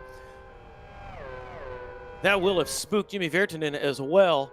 Cars going off ahead of these two. Jimmy Virtanen in the MRC machine with mirrors full of Zdravko Toponiak, who is trying to make up positions. Zdravko Toponiak is only 1 lap behind, and he's right here behind Jimmy Virtanen. Zdravko Toponiak might make up this lap. That would be incredible if he could do it. We know Ayub should be good to the end of the race, but with a little bit of damage, he may feel like he needs to stop. He did lose some time to colliding with the back marker a few moments ago. If there's a safety car, Zdravko Toponiak is back in this race, and one of the features, one of the hallmarks of this race so far, Tom, has been the safety car. It has indeed, the safety car and back markers, and it's once again playing havoc to what we were sort of seeing the result to be. We'll have to see if Ayub's pace is affected too much by this damage. He's right up behind Nico Pantola now, so he might be able to get let through there or just be able to use him as a slipstream to pull himself along. But I think he's indicating to Nico he wants to get through. Yeah, you can see the weave there. Please, Nico, let me through, or damn it, Nico, let me through. But following through these corners, he's gained so much time there through that corner. But the downforce, losing the downforce, Nico off throttle now, letting Ayub through. That's going to put Nico ahead of Jimmy Virtanen in second position. Nico getting out of the way. He could let Zdravko through here too, because Zdravko obviously quicker. Though he's going to be racing Zdravko. He's got one. He does. Yes, this is for position. I've heard in my ear. The timing has not cycled through yet. Yep, both of them 1 lap behind, now racing Zdravko Toponiak. So Zdravko Toponiak has made up that time, is now racing Nico Patola 1 lap back and right behind the leaders. So Zdravko Toponiak out early, now back in it after a disconnection. It is not over yet for him. Alexi Lamerto in 5th position, running 16 seconds behind Rick Cardall. No, my apologies. That is 16 seconds to the leader. So 16 seconds to the leader for Alexi Lamerto. He's not made up this time after taking avoiding action about 10 or 15 laps ago. But there we have Ayub in the lead of the race with Jimmy Virtanen now just 1 second behind him. Dominguez in 3rd further back. And Zdravko Toponiak and Nico Patola 1 lap behind, just behind these guys. Zdravko Toponiak trying to make up a lap. We have the driver of the day poll going into the chat today. Make sure you do fill out who you believe has been your driver of the day. For me, I'm thinking it's got to be Ayub. He's had so much going his way and he's put in a solid performance. Let's just see if he's able to keep going and get himself to able to stretch that gap back to Jimmy Virtanen there. Yeah, it doesn't look like the damage has affected him too much as Jimmy Virtanen gets a little bit wrong over the chicanes. Manages to hold it together. Did a trip into the grass and over the curbs, keeps the car pointed the right direction. Expert masterclass driving from Jimmy Virtanen. That will have woken him up if he was not already fully alert. And now Dominguez, who we talked about a few moments ago, who's running a really strong 3rd position, now has Rick Cardall to contend with coming through the back part of the circuit. Yeah, this is not what Ayub would be wanting. He was nicely away in the league and then in the lead. Sorry, there were a couple issues with some back markers, and he's right up back into the fights. Here we go. Looking at Zdravko Toponiak, who we were talking about a few moments ago, very aggressively over these curbs. He wants a good exit to get into Nico's slipstream. Don't think he'll be quite close enough, but we have seen him try to make the big send in the past. Too far away to do that now. He will follow Nico Patola through the chicane. The chicane catching so many drivers out. Some drivers by their own mistake and getting the chicane wrong, and others by being caught out by the drivers ahead of them getting the chicane wrong. These two through cleanly this time. You can see a little bit of damage on the front of Zdravko's car. We can see it poking up into the camera. Now, Zdravko's got all of the slipstream easily by Nico now. Looked like Nico may have just let that go because Zdravko was so much quicker. Now Zdravko up to 8th position, easily gapping Nico now. Since he has passed, he is taking off. I expect we will see Zdravko just sail off into the distance and try to catch these two that we are watching right now. Ayub Elanuni in the lead with Jimmy Virtanen right behind. Zdravko Toponiak wants to catch these two, get his lap back, and then he will cross his fingers for a safety car to be back in contention. Yeah, Zdravko, he's really got the bit between his teeth and he knows where he wants to be. Ayub is under the pressure. We've got Rick Cardell on Dominguez right behind him. Rick's got a fantastic exit. Everyone on the slipstream moves to the inside. Not much of a fight put up to hold the position. Slightly perfect on the brakes, sorry, and just nicely through into that position. Fantastic overtake there from Rick. And absolutely just sailing it on through the chicane there. Yeah, smart driving by Dominguez there. Oh, Jimmy Virtanen went off, and that will let... Oh, there we go, Zdravko Toponiak. So Zdravko Toponiak, only 1 car between him and being on the lead lap, and that is Ayub Elanuni now.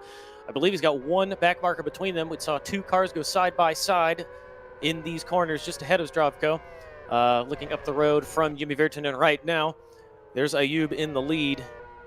Rick Cardall in 3rd.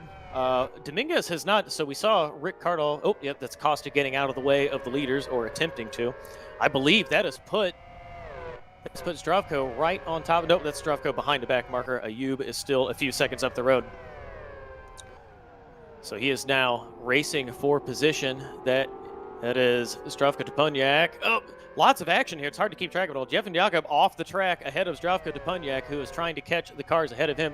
Zdravko in 7th now after he took Nico Patola a few moments ago. Yeah, once again, he's doing a trademark comeback drive here from Zdravko. Absolutely fantastic performance. And he's really trying to close in now on Ayub ahead. Jimmy Virtanen has been losing time hand over fist after his little issue that he had where he went off to Ayub. Ayub managed to pull out another 7 attempts on him to increase that lead now to nearly 4.5 seconds. Yep, back marker jumps out of the way of Jimmy Virtanen, who is now through. Looks like this has shaken out a little bit so we can catch a breath. Though Ayub looked like he went a bit wide. I think he locked up going into that sweeping right-hand corner before the chicane coming onto the front stretch. And Zdravko Deponiak ducks into the pits. I think he was probably hoping for a safety car before he had to do this, so this will drop him back. He's still not completely out of it. 26 laps remaining, and anything can happen. Taking fuel, repairing damage. As we look to Ayub once more in the lead, you can see all of the rubber put down on the racing line. The racing line getting very dark. The cars going through there at maximum speed, maximum downforce. The compression putting all of that rubber onto the pavement. As we see Jimmy Virtanen sweep through there now, 4 seconds behind Ayub, and hearing that a car has spun at the chicane. Jeff and Jacob upside down at the chicane. This will play into Zdravko Deponiak's hands if he is allowed to cycle past the leaders. Oh, Tres Palacios comes flying through the chicane unsighted. There we go. There's the safety car call. I assume there will be a review with the drivers. Zdravko comes through a little bit more slowly. Oh, Zdravko came through slowly, but I don't think he saw him in time. Just clipped him. Ayub's diving into the pits. I think he might be going for fuel now. This is going to play in perfect for me. Probably get some new set of R3s and some fuel just to make sure his tyres will make the end, and so he can go to the end. Jimmy has come in and gone for a pit as well. See what Jimmy's going to get for. I'm assuming maybe fuel and tyres. Ayub is away, so he gets a quick stop done, is out ahead of Jimmy Virtanen. Rick Cardall has assumed the lead of the race. Ayub has Azar ahead of him, so Azar, after the pit stop and the events of the last few laps, Azar was in second position, now right ahead of Ayub El-Anouni on the track. Nearly a full lap behind.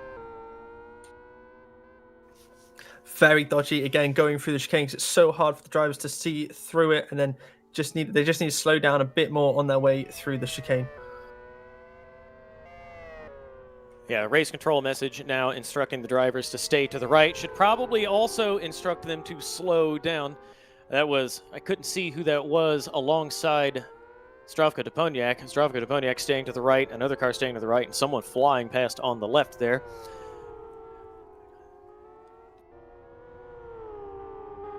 So right now, though we wait for this to shake out and for the field to catch the safety car, we've got Ayub shown in the third position. Rick Cardall assumes the lead of the race. We will need to check on his pit strategy and see where he will end up if he needs to pit. We're not sure about that right now. We did just see Ayub El-Anouni pit. He is good to go until the end of the race. Imran Azar now credited with second position. I think we had a bit of a shuffle on the timing tower, so Imran Azar in second position ahead of Ayub. He was chasing him just a few laps ago. Right behind Rick Cardall. Jimmy Virtanen in fourth has fallen down a couple positions with Alexi Lamerto stuck in fifth. He's been there for a long time. The safety car now slowing these cars down substantially to come by the stricken machine of Jeff and Jacob just after the chicane. We'd see them coming through here now. Everybody negotiating the hazard safely. The question here will be, will Zdravko Deponiak be allowed to pass these cars? He is the fourth or fifth in line, and he is between some of the leaders, so he will be permitted to pass through. He's gotten a pit stop done. They should send him around. We don't know this for certain. We will wait to see, but he may be sent around the leaders and back to the tail end of the lead lap to drive as hard as he can and perhaps drive an absolute blinder, a completely unlikely drive back onto the lead lap after disconnecting early. We may yet have a show from Zdravko Deponiak, who we know. Isaiah spun. Oh, that's Ayub! Ayub into the wall. Isaiah spun. Ayub into the wall. It's carnage under the safety car, Tom. Someone spun. Ayub took avoiding action. Azar spun it. Ayub El-Anouni went off and hit the barrier. That's Rick Cardall still in the lead. Yeah, it was Imran Azar who went off. He was in second position, is now down to fifth. It's shaken through, Tom. And Ayub has got back into second position. Yeah, I think, Tom, the theme today has been attrition. We knew that this would be a very challenging circuit for these drivers. Ayub, I don't know if he's trying to warm the tires there or if he just nearly lost it. But the theme today has been attrition, and also I think fairly low standards from the driving. We've seen drivers that we don't often talk about staying out of trouble, not driving too aggressively. Dominguez comes to mind. We tried to talk about him a few minutes ago and couldn't get a word in edgewise with all the action. Drivers like Dominguez, who don't get a lot of attention, driving very strongly, and drivers who we expect better from, really struggling today. This has been an event to remember, to be sure, but for some of these drivers, for the wrong reasons. Yeah, it's some people definitely need to have a long look at themselves and reevaluate what their actions are during these sorts of races. I understand during these long safety car periods, drivers' concentration can lack a bit because you're not driving to your full ability, you're just circulating, but they need to get it so they can get their heads back into the state that they need to be for when they're really going for it, so they don't ruin other people's races. Tom, we've got Alexi Lamerto ducking into pit lane. So he'd been promoted to 5th and now is stopping once more. Not sure if this is a strategy call or if he's having some trouble with his machine. He's had a day to forget. It was looking good early and then had to take avoiding action to avoid a spinning back marker earlier on in the race and has not been able to recover like we expected he would. Zdravko Toponiak in 8th position, not being waved around. Have not seen a call that the safety car is in yet. But now we have a car on the lead lap. Alexi Lamerto is going to be behind the leaders. Nico Pantola just came into pit lane, and there is the message: overtake the safety car. Car 31, 2, number 2, that is Zdravko Toponiak, will be waved by. So Zdravko Toponiak, who was strong early, now being waved past. He has just gone past Rick Cardall. He is ahead of this train. He will be on the tail end of the lead lap. He will catch the pack. He will have fresh rubber. He will be good on fuel. He is good on strategy. We anticipate one of Zdravko Toponiak's classic performances coming back from the back of the grid, though he has some work to do to get this machine in shape. He has stone cold tires. This will be a challenge for him. When we finally restart the race, there will be about 20 laps remaining for him to make up even more points.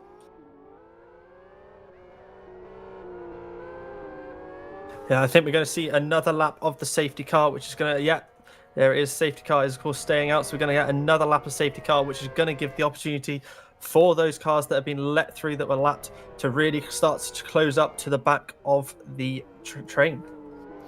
Yeah, Zdravko, Alejandro Tres Palacios, those guys at the back, they will be able to drive this lap pretty hard to get some heat in the tires. They'll want to do it a little bit conservatively. It'll be a balancing act of using the pace, using the gap that they have to the back of the pack to try to run the car hard, to put heat in the tires. But there we go, safety car in this lap. I was about to say they can't be sure if they will be resuming the race this lap, but there is the call.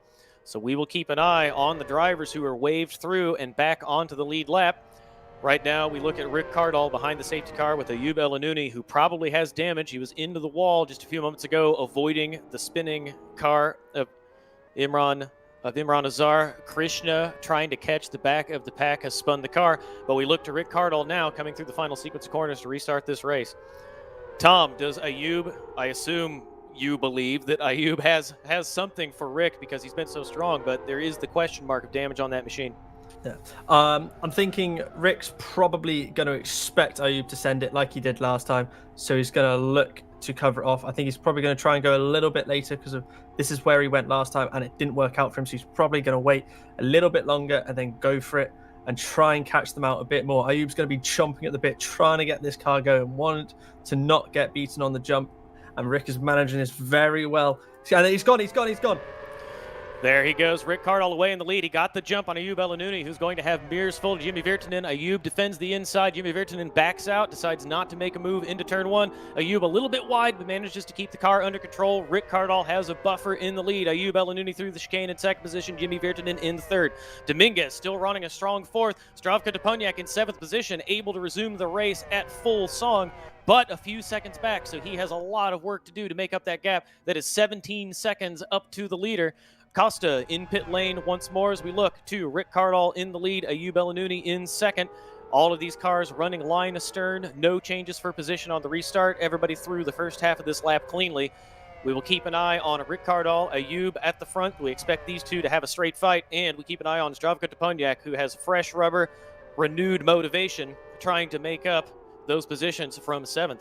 While all this happened, we saw Alexi Lamerto go into pit lane. He was mired in 5th position and then pitted, and he's left the race. He is disconnected. He is out.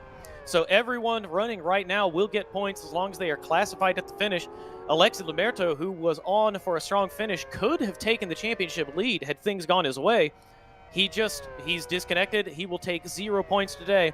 This is the ideal scenario for Zdravko Deponiak. An hour ago, it looked like it was over, and once again, he rises to the occasion, never quits, makes the most of it, and he is on for good points, perhaps a championship lead when this event is concluded.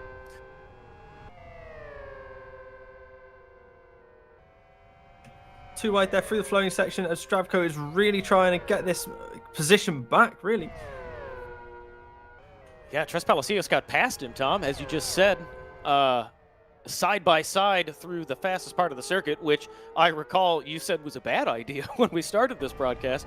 So number was in the catbird seat. Oh, Alejandro Tres Palacios in the grass. Oh, well done by him to gather up the car. That could have been a disastrous accident right ahead of Zdravko Deponiak. Zdravko now has clean air. He'll want to get his head down, shake it off, wake up, make sure he doesn't make any more mistakes.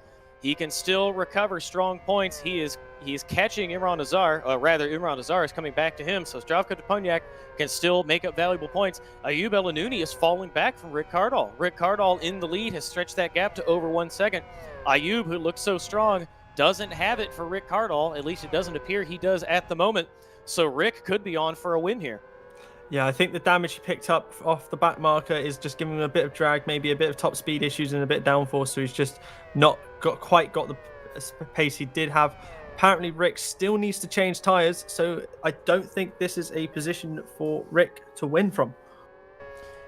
No, I'm really questioning his strategy decisions right now because he's been near the front the entire race. All he had to do was change compounds.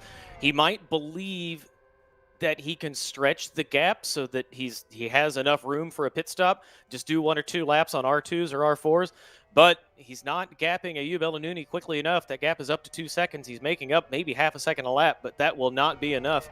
He'll have to come in for new tire compound. Hearing he may need to stop for fuel pretty soon. So he last stopped 36 laps ago. It's going to be probably going to be tight on fuel, and he does need to take tires.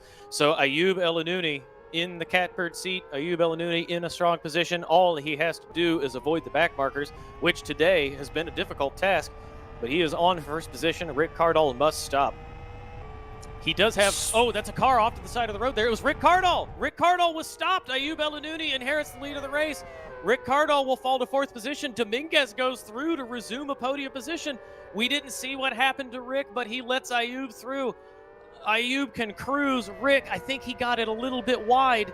He's got damage on the rear of the car. I think he just went wide, put a wheel off, and damaged the rear of the car. Nico Pantola is going to come through and take 4th position. Ayub Elanouni easily in the lead. Jimmy Virtanen suddenly motivated. Now only 1 second back of Ayub. Dominguez in 3rd. Rick clips the tires there, though somebody may have knocked that tire stack down ahead of him. Rick had it under control. Needed to make a pit stop, but still on for good points, and now he's going to tumble even further back. Ooh, we jump on board with Nico Pantola and heard him lift through the corner there. Looked like he got the entry into the corner a little bit wrong, had to lift and avoid going wide.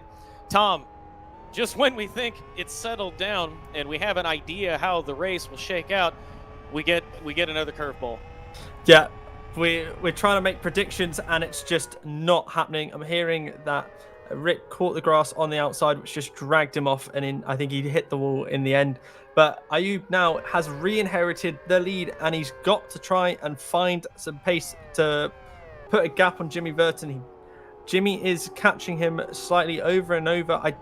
We'll have to find out in the coming laps if Jimmy does have enough of a speed to catch him overall. I think the damage is holding him up, and we'll just have to see what's going to happen. Yeah, Jimmy clearly has superior pace right now. You can see Ayub either struggling with the mechanical grip or the downforce or a bit of drag or a combination of all those factors coming through the fastest part of the circuit. Ooh, Jimmy goes a little bit deep on the brakes there and a bit wide. That'll give Ayub a little bit of breathing room. But we will be able to see through here if it's downforce or mechanical grip. Ayub still keeps the gap about the same. That gap was around a second. Jimmy Virtanen closed it up, so it may be that Ayub just struggling. Oh no, Zdravko Deponiak has gone off. He's had a huge accident in one of the fastest parts of the circuit. Krishna is on the other side of the wall. Ooh, this looks like Zdravko may have collected a back marker. Yeah, we didn't see. Yeah, and Zdravko is mired. The back of that car is badly broken. He will have to stop there. I think he's backing it up. Yeah, he's trying to. I think he's trying to get the car off the circuit and as far away from the racing line as he possibly can.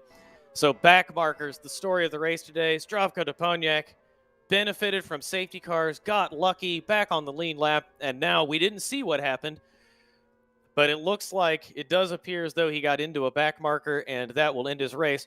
What this has done, Rick Cardall saw that happen, and Rick Cardall quickly ducked into pit lane. He is ahead of Imran Azar. We will almost certainly, we do have a safety car. There's the safety car call. Yeah, safety it's already car late picked in up this race. Yeah, the safety car is picked up by Ayub. Very quickly gets the leader of the race. Rick Cardall miraculously gets a free or nearly free pit stop there. He will have the lowest fuel and the freshest rubber to go to the end of this race. We didn't see what happened. We will need to gather more information, but it appears that once again, back markers and the challenge of this circuit have caught out yet another driver, and this time it is Zdravko Deponiak, who was dealt a bad hand early on. Looked like he was going to make a comeback, and now gone again. Yeah, we're just it's another issue of laps cars, back markers just having issues. We've got more information in our ear. So Krishna was going slowly through the racing line, but it sounds like Zdravko Deponiak may have done it by himself. He put a wheel off on the grass and then lost it into the barriers. Yeah, hearing that he had gone off before, that was a factor. So the two of them, just by serendipity, happening to be off in the same place at the same time. But unfortunately, Zdravko made a mistake and done it on his own. That is a shame for him. Yeah, he did. He was trying his best to close up the gap, and it was just a bridge too far, I think.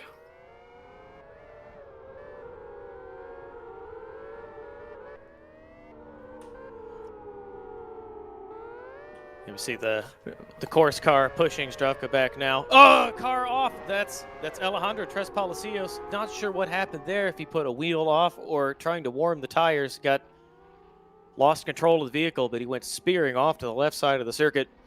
Driving standards, I think, Tom, becoming the dominating theme today. The challenge of the circuit, we knew early on that it was going to be difficult. These cars are so fast, the margins for error are so thin, but there are plenty of honest mistakes around this circuit, and plenty of somewhat less honest mistakes, and we've seen a lot of poor driving from many of the drivers in the race today. Yeah, it's shown in the casualty rate of this race, where I'm wondering if Zdravko is going to be able to resume the race. He is getting pushed back to the pit lane, but if he is able to resume the race, then we've lost 9 cars. If he isn't, then we've lost 10. So he will get points, assuming he's able to finish the race and he's classified. He will lose a couple laps, so his bid to climb the order after the early setback is now put paid. But it does look good for Ayub out front, though he has to contend with Jimmy Virtanen. We know Ayub has a slightly damaged machine. The rear looks clean, but we know he took a bit of damage on the front on an earlier restart. Looking back to Jimmy Virtanen, who may also have damage. I think it's safe to assume that everyone in this race has damage at this point. Jimmy Virtanen trying to warm the tires. Has the car all over the place. The Fernando Alonso tire warming strategy there in the background. I have a driver of the day vote. Would you like to hear it, Tom? I would love to hear it. I'm really interested. My vote for driver of the day is Ricardo Dominguez. He is there comfortably in third position. The race isn't over yet. Let's say this: he's not my vote. I'm not casting my ballot just yet. But he has, Tom, you've said this several times during the broadcast, that the story of this race, the theme of this race, is to stay out of trouble. And Ricardo Dominguez has stayed well out of trouble. He doesn't have the ultimate pace. We've seen a lot of wise driving out of him. We saw him give up a position earlier when he was racing with one of the faster front runners. He dropped out of the podium positions from 3rd to 4th. just avoiding any conflict with drivers around him, and it has paid. He is in third position, comfortably in third position. He does have Nico Pantola to contend with behind him, but looking very strong from him. A very smart race from Ricardo Dominguez. As we see there, Tom, the safety car will come in this lap. We will resume racing with 12 or 13 laps remaining. Hopefully, we can get a clean run to the finish. Yeah, well, if it's anything like the previous safety car restarts, we're going to be seeing the safety car in about 10 laps. So we'll have I to hope see, you're wrong this time, but I'm not inclined to disagree with you. I really hope I'm wrong, because we've seen some fantastic racing, and I want to see this to be a straight fight to the finish. I think my expectation here is Jimmy's going to take Ayub into turn 1, and then we're going to have to see how it unfolds from there. But I do hope Ayub is able to get the good jump. He's got a little bit of a gap there, which should be able to tide him through turn 1. Yeah, he looks clear to me. Should be able to get through here turn 1 nicely, and we'll see about Domingos has been hit, and he's gone into Jimmy Burton. Oh no! Just Jimmy Burton. Dominguez. Oh, Rick Cardall was late on the brakes, and he hit Jimmy Virtanen. Jimmy Virtanen into Dominguez. Dominguez staying out of trouble comfortably in third, and then on a restart when everybody should have been driven through there cleanly and wisely, he's taken out through no fault of his own. That is a shame for him. Jimmy Virtanen is stuck. He is mired in the sand right against the wall. We will see another safety car. The call from Jonathan Provost is a virtual safety car starting in a few seconds' time.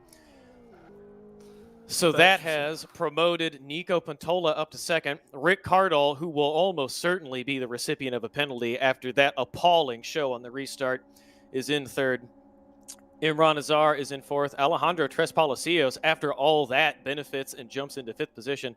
Ricardo Dominguez, my front runner for driver of the day, drops to sixth. He almost certainly has damage, hopefully not terminal. He was hit very hard by the stricken car of Jimmy Virtanen through no fault of his own, punted off by Rick Cardall.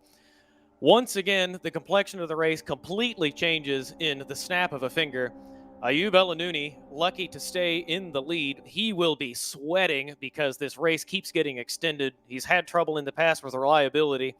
He wants to get this race over as soon as he possibly can. Nico Pantola, who was a lap behind less than an hour ago, now all the way up to second position from 17th on the grid. As these cars go around under virtual safety car condition, looks like they have freed Jimmy Virtanen from the sand trap, from the gravel in turn 1. So we should resume fairly soon. We will wait for the call. Tom, all of your predictions, they've come true, and they've come true over and over again when I think we both felt like we were done with them. Certainly happy to be rid of them. If I tell you that I hate the fact that I've been right, would you believe me? This one time, yes. It's just been so unfortunate for so many people that have just been innocent victims and have just been absolutely murders. I'm hearing we're just going to be going, just going to be having a short, no, green flag. There we go. We're live again. Nico Pantola got a decent jump on Ayub, and we're going to have to see him again, pressuring him all the way down here into the left-hander at the end of the bridge here.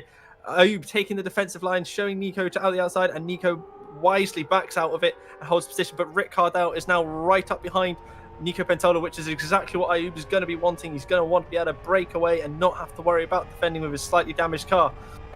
Yeah, these cars dancing around on cold tires on the very edge of adhesion. Ayub struggling with the rear end of the car into the right-hander there. Nico Pantola and Rick Cardall both struggling through those sweeping bends.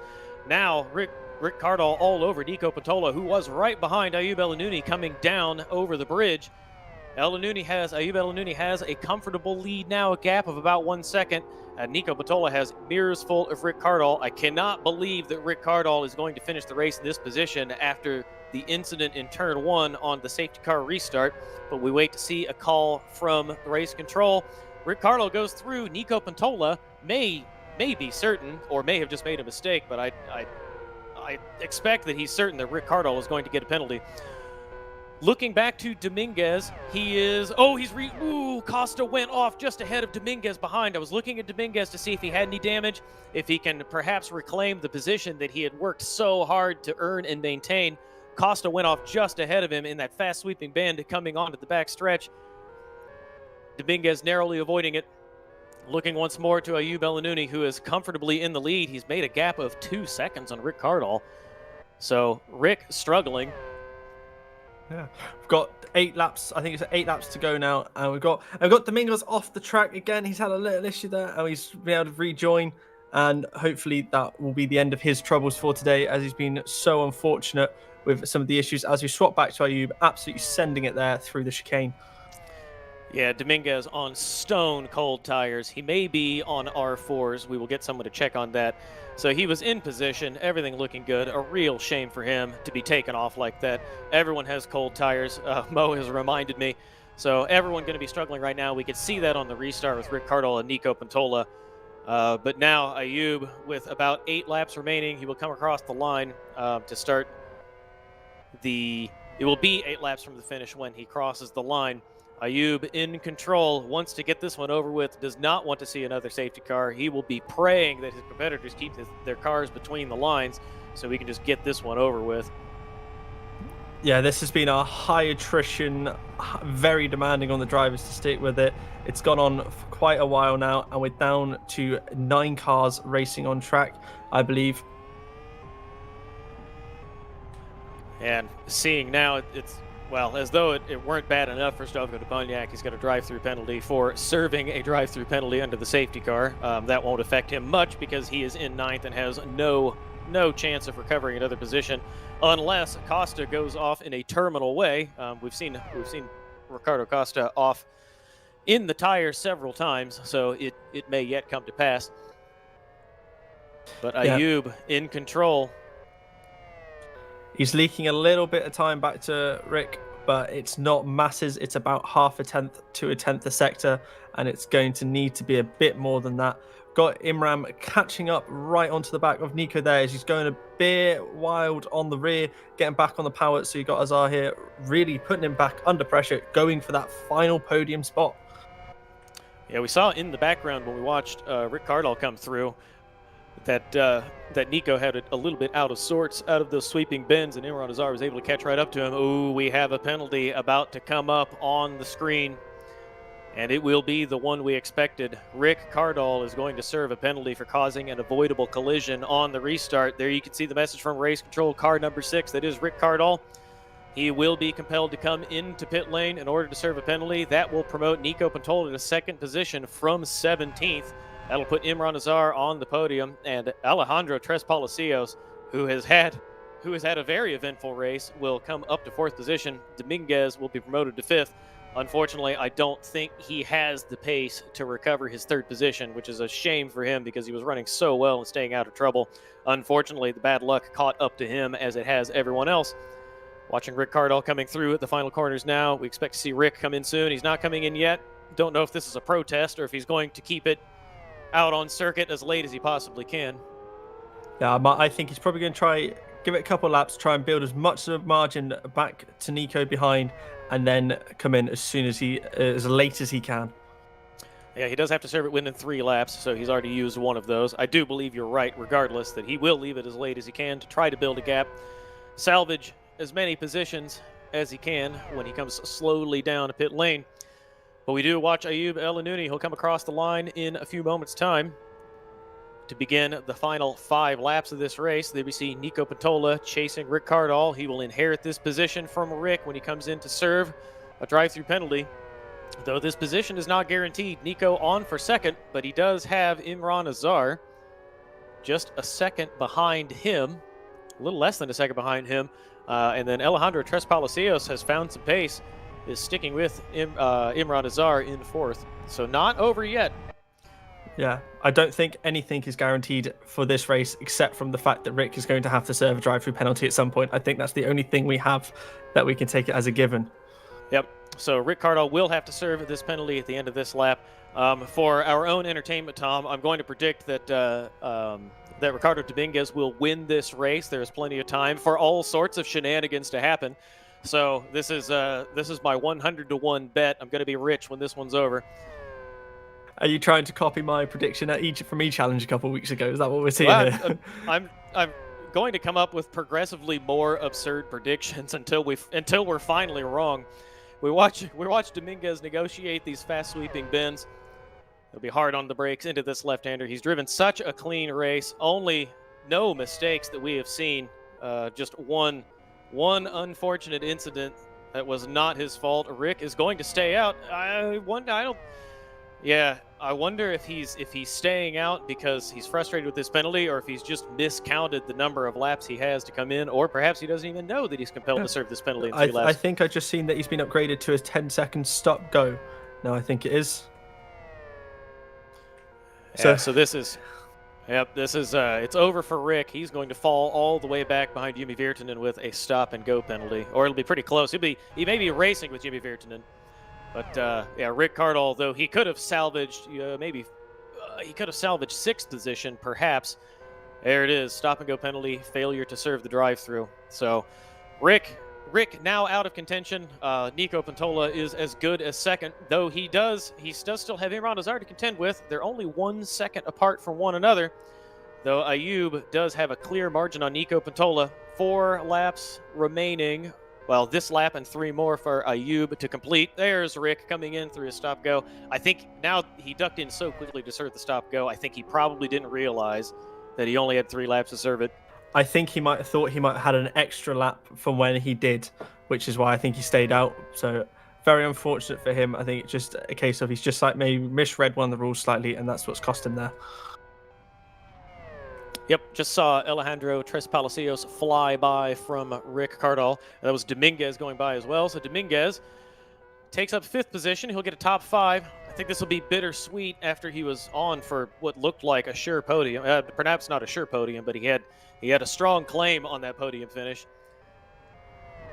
Ayub El-Anouni will have 3 to go at the line. He wants nothing more than for the next 3 minutes to be over and done with. He will come across the line in just a moment to start lap 85. There will be 2 remaining. I promise we can count. Here comes up the hill and over the line. We'll remind everyone that there is a driver of the day poll in chat. Please go vote for your driver of the day. If you've not already voted, there aren't that many to choose from, so this should not be a terribly difficult decision. So you watch Ayub carefully negotiate the chicane. He'll have to do this one more time. Here comes up and over the crest and through these sweeping bends, looking really strong. 6.5 seconds clear of Nico Pantola. Tom, it has been a dream in spite of all of the hazards for Ayub. Yeah, it shows just I'm lost for words really. I thought when he picked up the front end damage there was going to be issues, but he was able to just keep it going, and he's shown really a masterclass on how to deal with the carnage that is happening around here. He's able to show a far enough lead, but then we've got Dominguez as well, who's done a fantastic job at staying out of any issues. He had that one slight mistake of his own when he on the virtual safety car restart where the tires were really cold, when he had that slight slip off, but other than that he's drove fantastically all race and just got bullied by a mistake someone else made. Yep, so Ayub El-Anouni has started the final lap. Watch him carefully negotiate the chicane. He doesn't want to get anywhere near those tires. He does not. We'll keep an eye on Ayub, but there is a race on behind us. Alejandro Tres Palacios, I think, is too far back to catch Nico Pantola, but Imran Azar does have a podium finish in his sight. Alejandro Tres Palacios, perhaps an even less likely podium finish than anyone else we may have predicted, but he does have to keep Imran Azar behind him. Imran Azar, we know, is quick. He was very strong in the middle of this race, less than 1 second behind Alejandro Tres Palacios. We will keep an eye on this event. We're also watching Ayub El-Anouni to see him across the line for what looks like a certain victory at this point. Yeah, and here we go. We're back.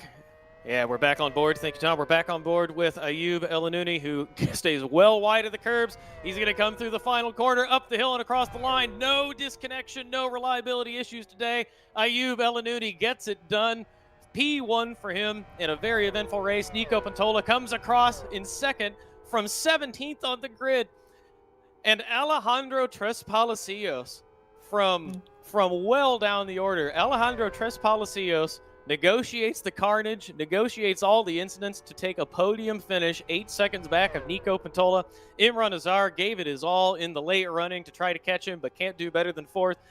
Ricardo Dominguez, still my vote for driver of the day, right up there with Ayub. We knew Ayub would be strong. Ayub delivered. Ayub didn't run into the right reliability issues today. But Ricardo Dominguez, so strong. Just one unfortunate incident that wasn't his fault, punted him off. Ricardo Dominguez deserved that third position. Doesn't quite get it today, but still a strong finish from him to recover fifth position. Ayub is out of fuel. He's getting the assist from Nico Pantola. Looks like there's going to be a train of cars helping him out here. Tom, we ran clean to the end after a late flub by Rick Cardall, but there we go. There's the race result. Ayub El-Anouni does take first position, finally gets a win. He deserved it, gets it done today. Second position for Nico Pantola, once again from 17th on the grid. And Alejandro Tres Palacios from deep in the order. We haven't talked about him much. Third position today. That was a wild one. It was absolutely incredible, and honestly, I couldn't be more happy for you. We've seen him through this championship put in some fantastic performances, only to be struck down by internet reliability issues. And today, I've been cautiously optimistic for him in the lead. I've been seeing him drive so wonderfully and just hoping for him that his internet would hold out, and it has today, and he's really capitalized on it to bring home a fantastic victory here today.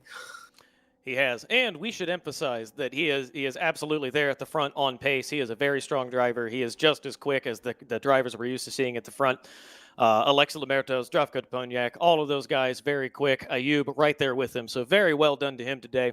Finally sheds the monkey off his back. The Moroccan internet holds up for him for the entire race distance, and he is a winner in the second season of the MRC BF1 League. We will watch them take up their podium positions here at the start-finish line. We will get this shot. We'll watch them for a few moments, and we will take a break while we line up some interviews. Please rejoin us in a few moments' time. We will be right back.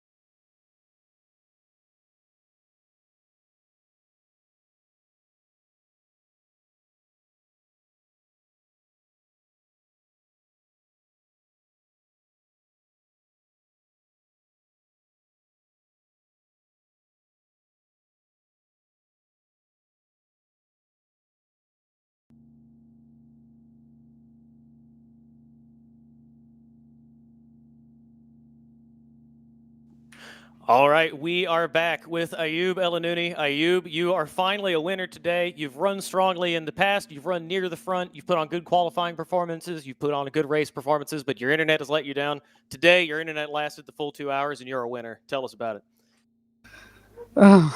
What I'm gonna say, it was a really wild race. It was really hard. I'm so tired. I mean, it's a Fern Bay track. It's all or nothing. So I'm really happy that the only internet that didn't disturb me this time, but I used 4G instead of the Wi-Fi. So that's why maybe I didn't lose the internet. But good race. I really enjoyed that. Yeah, we talked early about your strategy call and how you got the lucky safety car to make it work. Sounds like internet connection was part of your strategy today, and it looks like it paid off. Indeed, yeah. I mean, it was a really tough race, and the strategy, as you said, it's just minimize the mistakes as much as you can.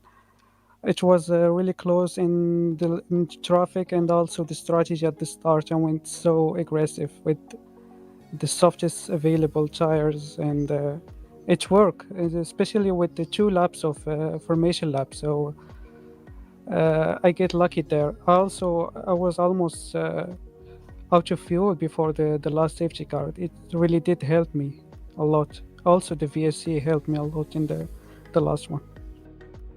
Well, we know you have other obligations to attend to. We are thrilled for you finally getting a win today. Congratulations, and we look forward to seeing more winning performances you in the coming events. Thanks very much for joining us. Thank you. I hope you enjoyed. All right, that is our only interview today, I believe. Oh no, sorry, we've got Raphael lined up. Raphael, you had kind of a rough day today. Tell us about your race. Again, this wasn't my best race that I could have today, but first time not finishing last, finishing eighth position. Very much not last. Yeah. Yeah, look, you So- you definitely benefited from attrition. A lot of strong drivers behind you on account of altercations with the drivers are going off. Talk about getting around this very challenging circuit. Well, to be honest, I did like this circuit. I saw much drivers saying that this wasn't a nice circuit to race with Formula 1, but I did like this circuit. I appreciate it. Well, we hope it goes better for you next time. A recovery drive up to 8th position. I asked Tom in the background if he had any questions, and he said yes, and then I completely blanked on that. So, Tom, please ask your question.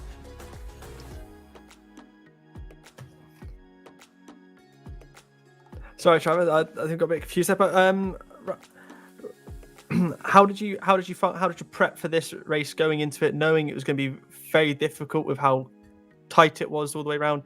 Did you prep for this race differently to previous ones? Sorry, you asked me how did I prepare for this race?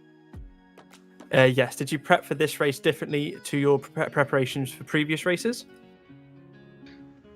Kinda. Last races I didn't focus so much in doing training stints, and for this race every time I could I did more stints. So in the end my race pace was quite good. Well, we thank you for joining us today. Hopefully it goes better for you in the next event. Round 5 will be in the wide open pastures of the Aston circuit. So good luck to you in a couple weeks' time. It'll be on February 13th. We hope to see you there. Thanks. All right, Tom, that one is we barely caught a breath during that event. It is now over. Ayub finally got a win. Strong performances from drivers. We're used to seeing a further back in the finishing order. Navigating all the challenges today. Summarize your race for us, Tom. It was carnage, and there was so much going on. My brain was struggling to keep up at times. There was fights going on everywhere. There was people making mistakes left, right, and center. And that my heart sunk after that safety car restart at the end, where we had Dominguez and Rick with the collision, and then it took out Jimmy Burton. When I saw his car get hit onto the grass, it was awful. That was awful. I agree with you. We feel for Ricardo Dominguez. Strong performance today from him. We'll keep an eye on the driver of the day polling. That should be wrapping up soon, but I think he was the front runner in that poll earlier. Even so, today, story of the race today, strong performances from drivers we don't commonly see at the front, but Ayub El-Anouni, in the top spot, finally. The internet holds up for him. Different internet strategy to go with his race strategy today. So finally pulls it off. Ayub El-Anouni, a winner in this series. He's had the pace in the past. He finally got one today. He deserved it, and it's done. I think that's all for us, Tom, unless you have any closing thoughts. No particular closing thoughts. Just that was an absolutely incredible race to watch. I'm so glad I was able to commentate it, and I look forward to the next one. Tom struggling for diction there. I've managed to get through an entire broadcast without making fun of him, but there you go. There it is, low key. We do thank you all for tuning in to Sim Broadcast today. My name is Travis Mehlinger, joined by Tom Jones. We have been thrilled to bring you round 4 of the MRC BF1 League Season 2. From everybody at at Sim Broadcast, New Dimension Racing, MRC, everyone helping bring you this event. We thank all of them very much for their effort and their dedication, and all of you for tuning in to watch with us today. We had a great event. It was very eventful. We enjoyed it a lot. We hope you join us for the next one. Thanks very much. Be safe, be well, and have a great day.